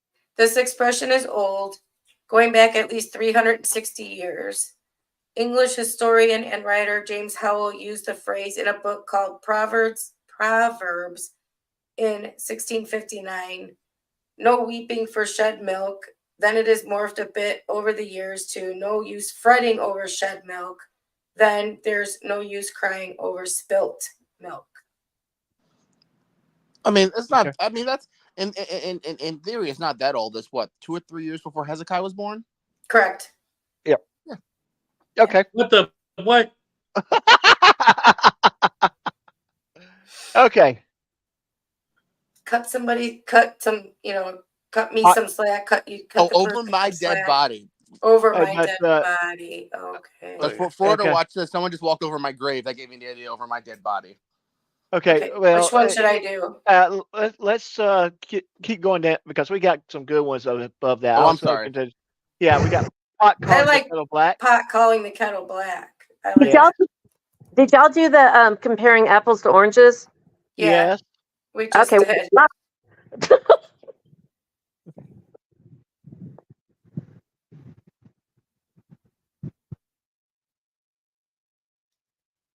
Give me a year. Jeez Louise.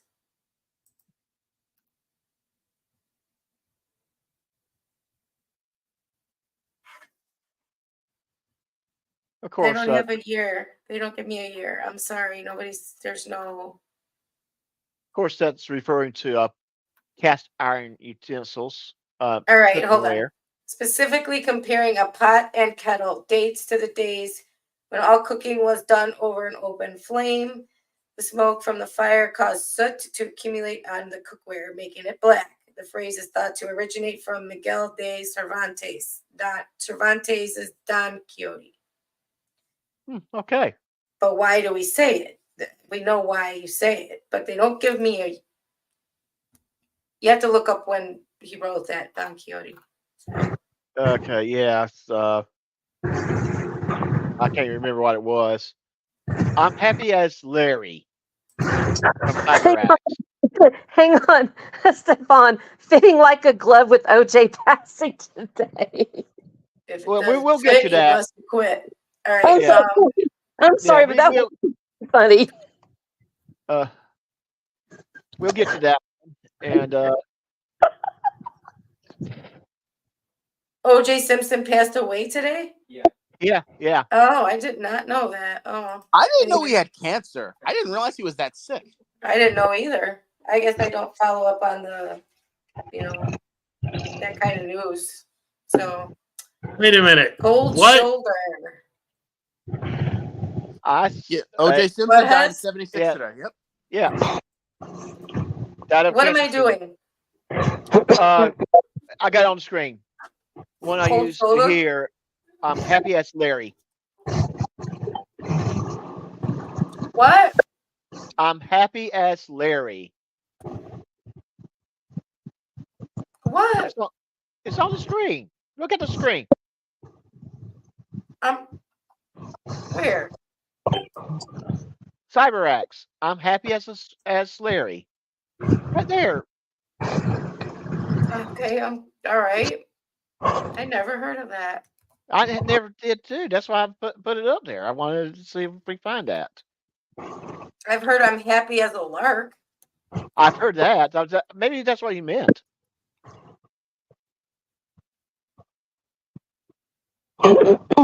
Oh, Larry Foley Happy as a was an clam. Australian.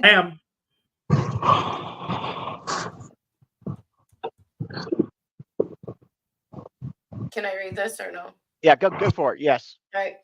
Larry Foley was an Australian boxer who never lost a fight.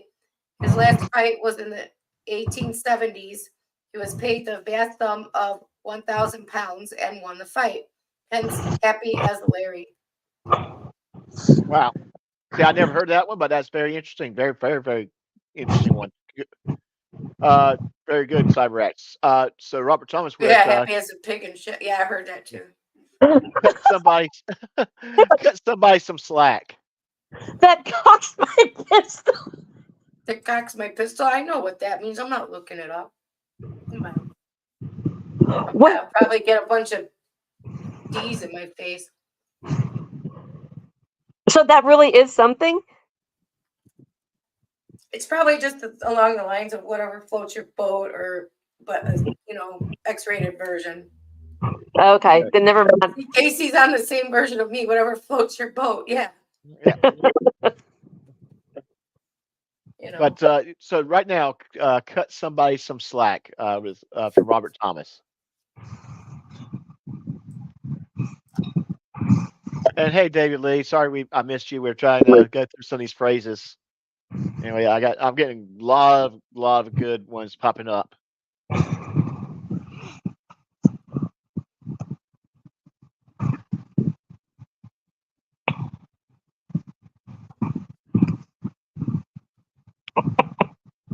Okay. These This is one of the 4 phrases in that is currently unexplainable as to origin or etymology. Okay. Sorry.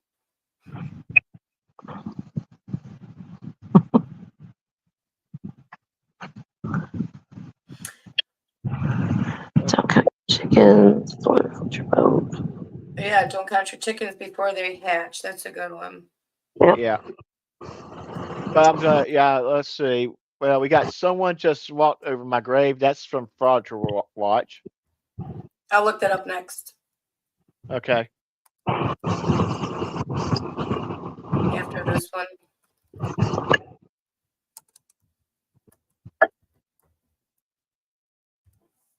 Turn to spell. Goodness. Oh, well, we have a tie for caught red-handed. Oh, really? First attested in English in Thomas Howell's 1570 New Sonnets and Pretty Pamphlets in the couplet, "Count not thy chickens that hatched be." Wayne words as I can't read this stuff, man. It's from the 1500s English, possibly deriving from similar medieval and early modern Latin fables and maxims. Holy cow. I can't, the way they used to write, I can't, no, I have it. All right. What was the other one? Someone just walked over my grave, which is, I guess that's an Australian phrase. No, I heard that before. You have? Yeah. I It's have when not. you I- get like a chill or like a chill down your spine, you say, I've Oh, heard that okay. too. walked on my grave. Well, I'm going to throw Yep, one out I've there heard that. here shortly because that I almost can guarantee none of you guys probably never heard of, but it was a very prominent phrase at a certain point in time. But we'll go ahead then. Well, someone just walked over my grave. So while she's looking at that one, we got quite a few more. Let me yeah, quite a few more people are. I love it. You guys are getting so involved with this, and that's great. I don't have I'd have to dig deeper to get, I'm sure it's old because it says Yeah, stems from old folklore, but I don't have an actual like century or anything that it came from. right. And hey, see, country girls, good to see you jumping in here. But it stems from an old folklore tale which suggests that experiencing this sudden sensation is caused by walking over the place where one's grave was eventually going to be. It's a tale, yeah, old folklore. So exactly what we think it is. It's just, All right, yeah.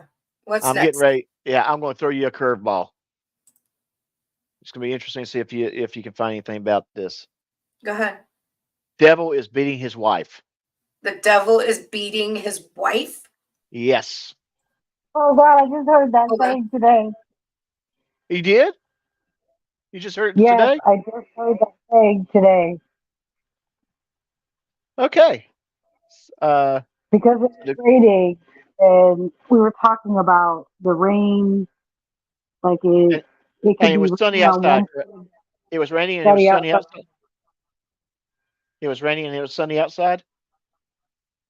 Yep. Yep, that is the devil beating his wife. That is what that phrase means. Now, where if we can find the origin.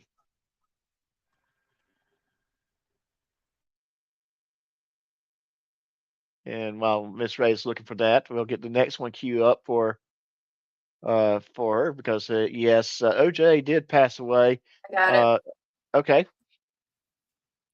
The first recorded use of this phrase was in 1703 in a French play, to go and thrash him around the churchyard as the devil does his wife in rainy weather when the sun shines.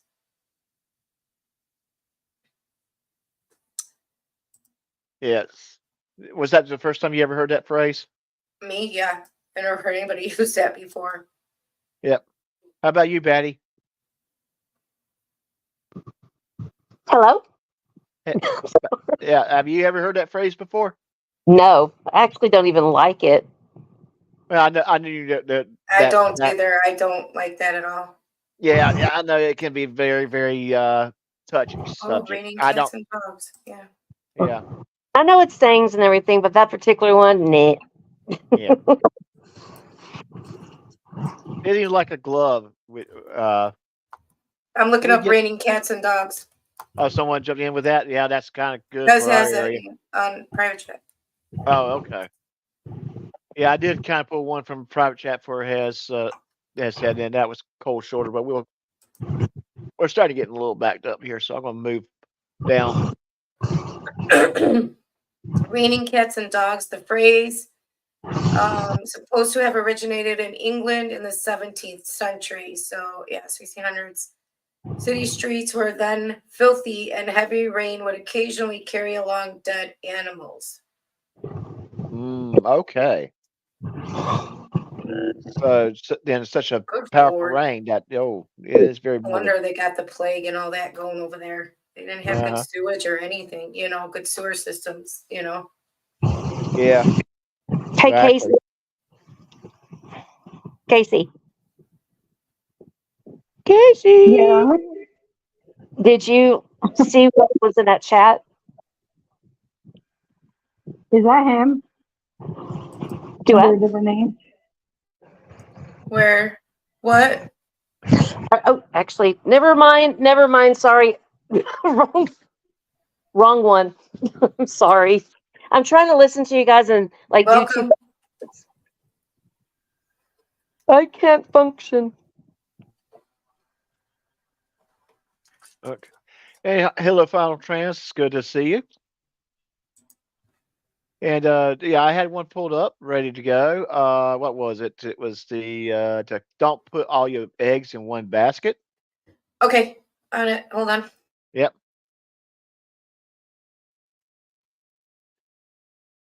I do love that phrase right there. I did. A number of times I've had used it. Uh, we won't go into the history of it or anything like that, but yes, that's one of those phrases you just kind of have to love to say.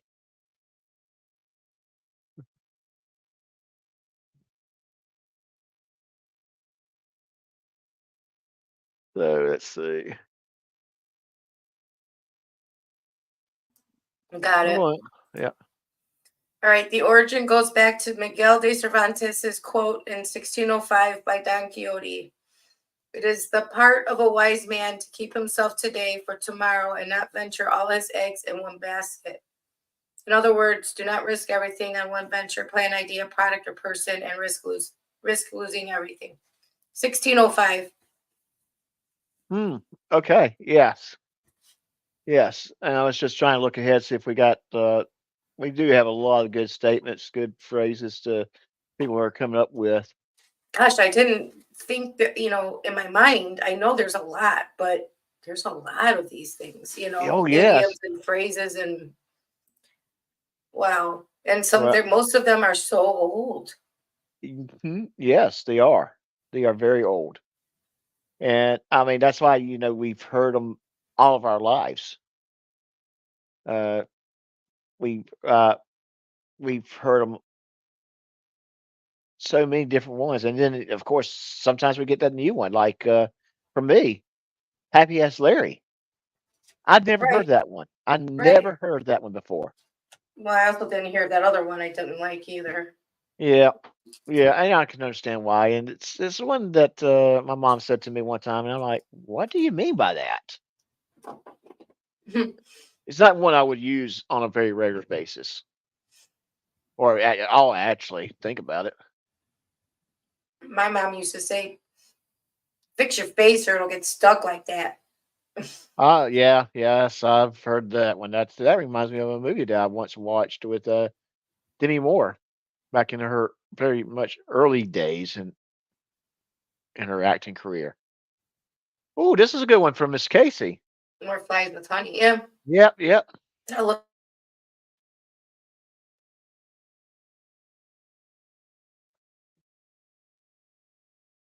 Yeah, exactly right. Yes, a lot of those phrases are coming from writers. That's when you look at that after you look that one up, we also let's look up Turn a Blind's Eye.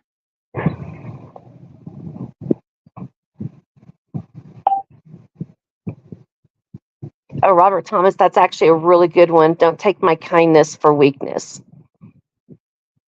Here's the all one right, I I like. got the Catch More Flies with Honey.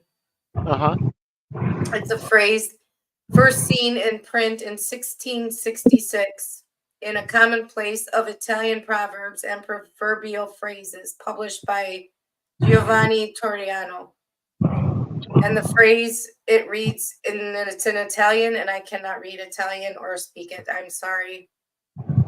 Buongiorno. But it's from 1666. Yeah. Very good phrase to look up. Thank you. Yes, it is. And I love this one. Don't take my kindness for weakness. Don't mistake my kindness for weakness. Okay. Kindness for weakness. I don't think that one's going to be very old. We'll see. Yeah. That might be. I- Yeah, I can relate to that one. Me Yeah, too. a lot of people, a lot of people can relate to that one. I think Absolutely. most kind people can. You know. Yeah. And all the people that take advantage of kind people. Exactly.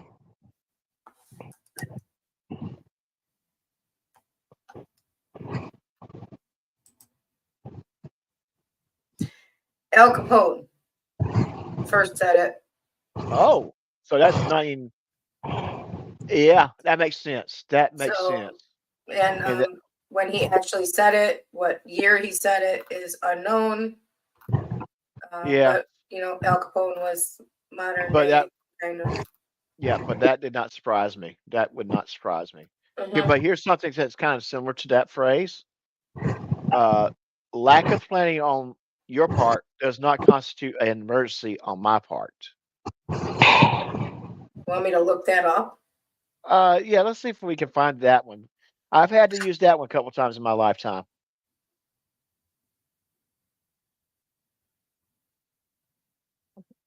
And I think that would be a very, very recent one too. All right, hang on.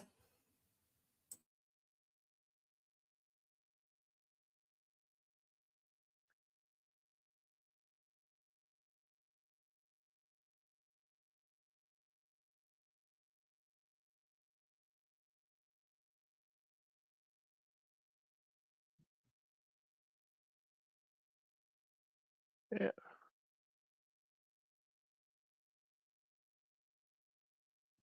Excuse me.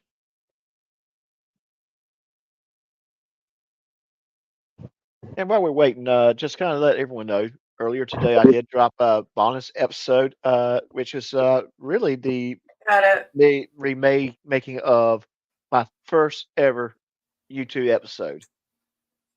What I like people to do is, if you could, go watch both and see if you think the quality has got better since how you have started, and comment. Let me know.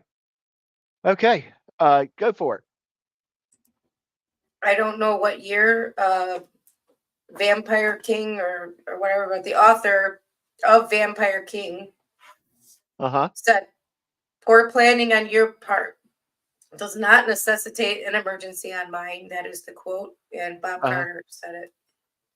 He's an Okay. author and he wrote something called Vampire King. Let me Google that real quick. So See what you. it is year that was. modern. Saying, sorry if anybody's saying something to me in chat. I don't have time to read it.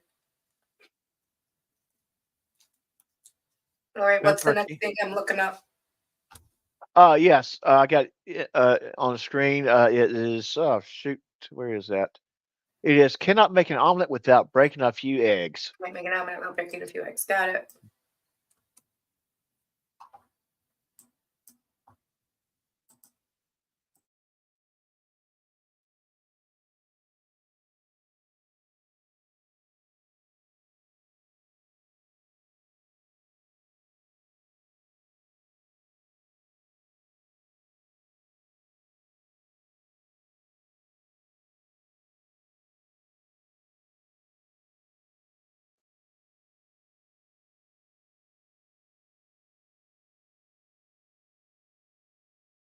was the author of that book Rowan Hart?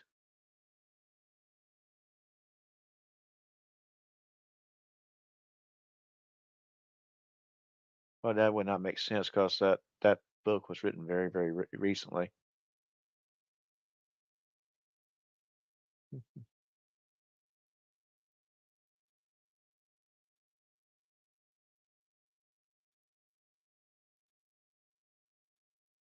Okay.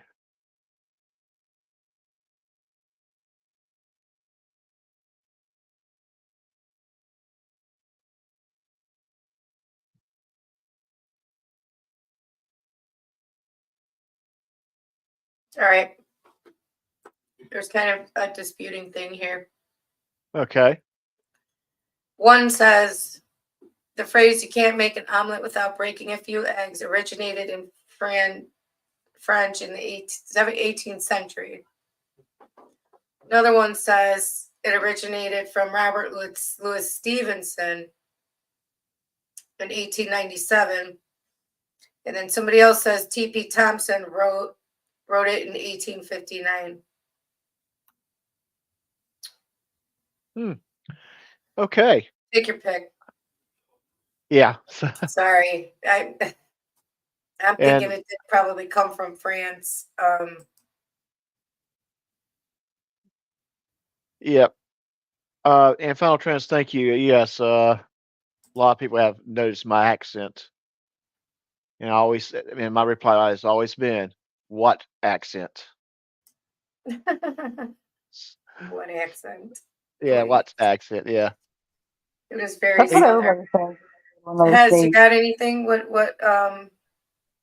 you're always good for paint the town red. We never did that one. No, we didn't. And hold on one second, Miss Casey. I didn't quite hear what you said. I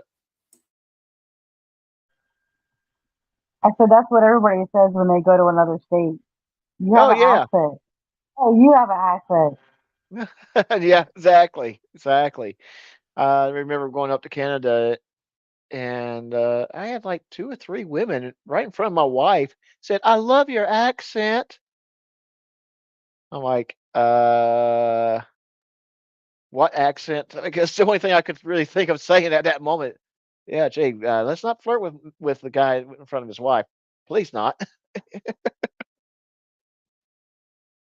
All right. Oh my god. What? Oh, paint that town red. Yeah, give me a second. Sorry. Yeah, I think. Need like Yeah. a short break. Yeah, okay, no worries. You do that, and then after we get done with paint the town red, I think we should start wrapping up. We're approaching up 2.5 hours, and before uh, and before you take off, and Ray before you take off, after the live stream, hang tight and StreamYard real quick, so we can take care of the other matter that we discussed earlier. Yes, sir. Yes, Casey, thank you for coming on. I appreciate you coming in. We want to thank you for all the hard work you do in the chats. And I know if other ones do a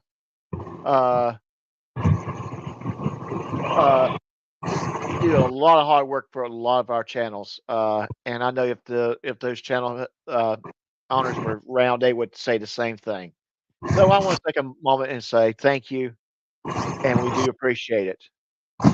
We love you, Casey.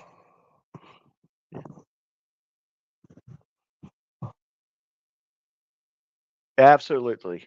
She is a great addition to the panel, and I'm so happy that she joined us for this live stream.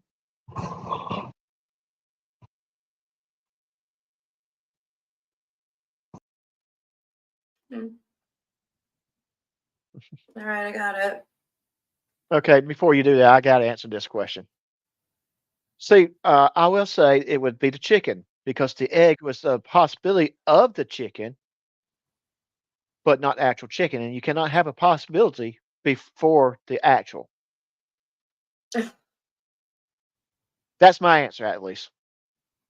So, Can I read this? go for it. All right, paint the town red.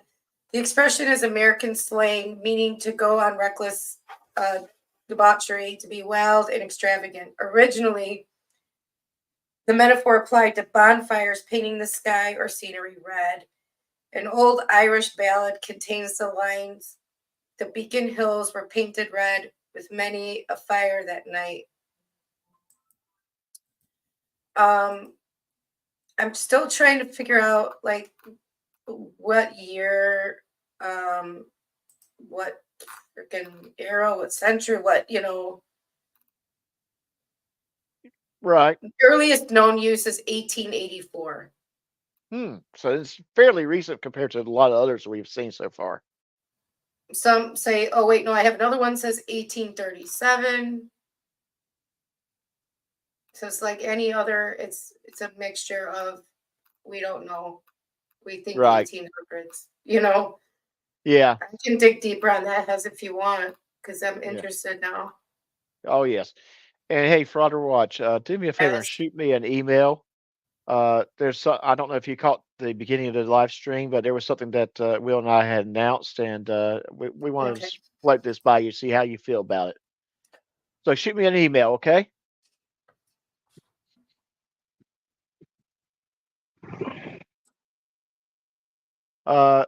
So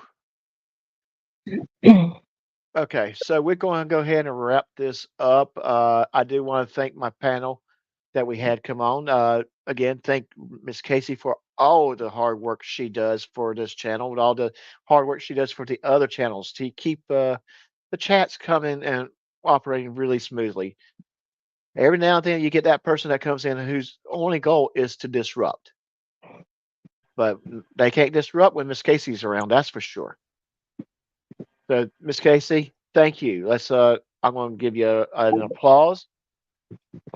I would give it to you on the soundboard, but I've turned the sound. Well, let's see. You may or may not hear it. Let me know if you hear that. Do you hear anything, guys? Nope. Okay. No, I didn't hear. Yeah. Okay. Yeah, I got it turned off. So I did that intentionally today because You guys do it to help the channel.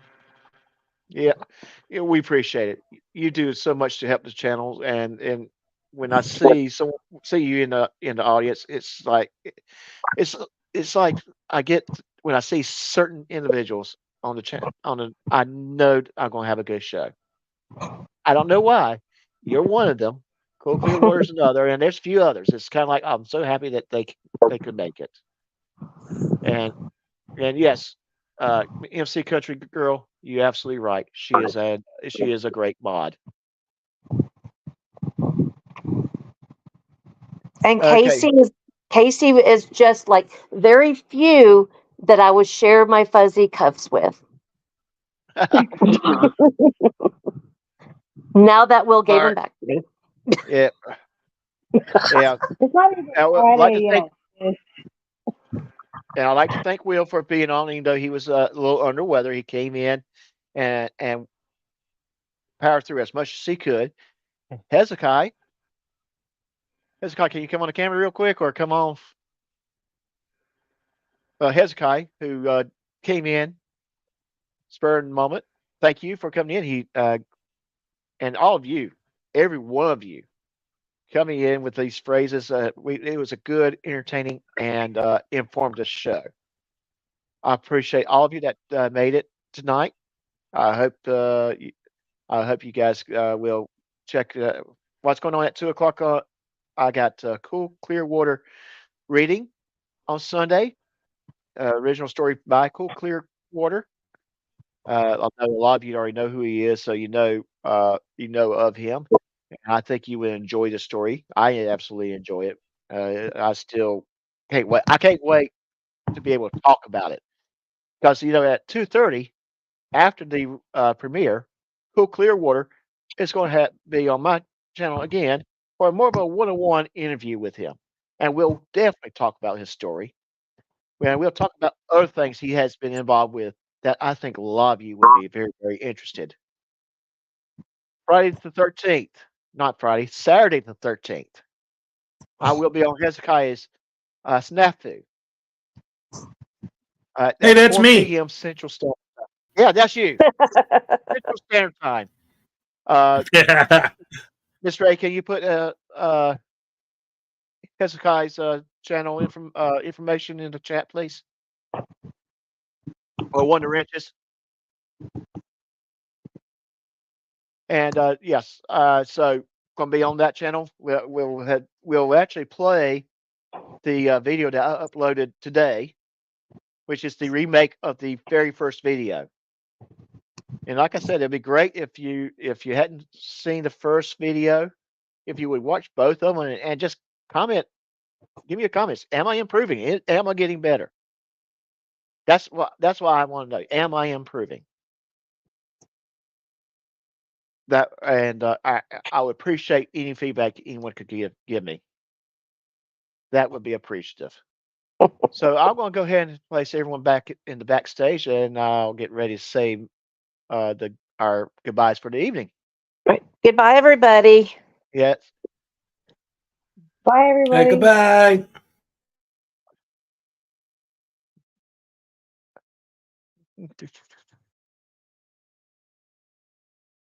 So I want to thank everyone for watching. If you have stories that you have stories or poems, or even original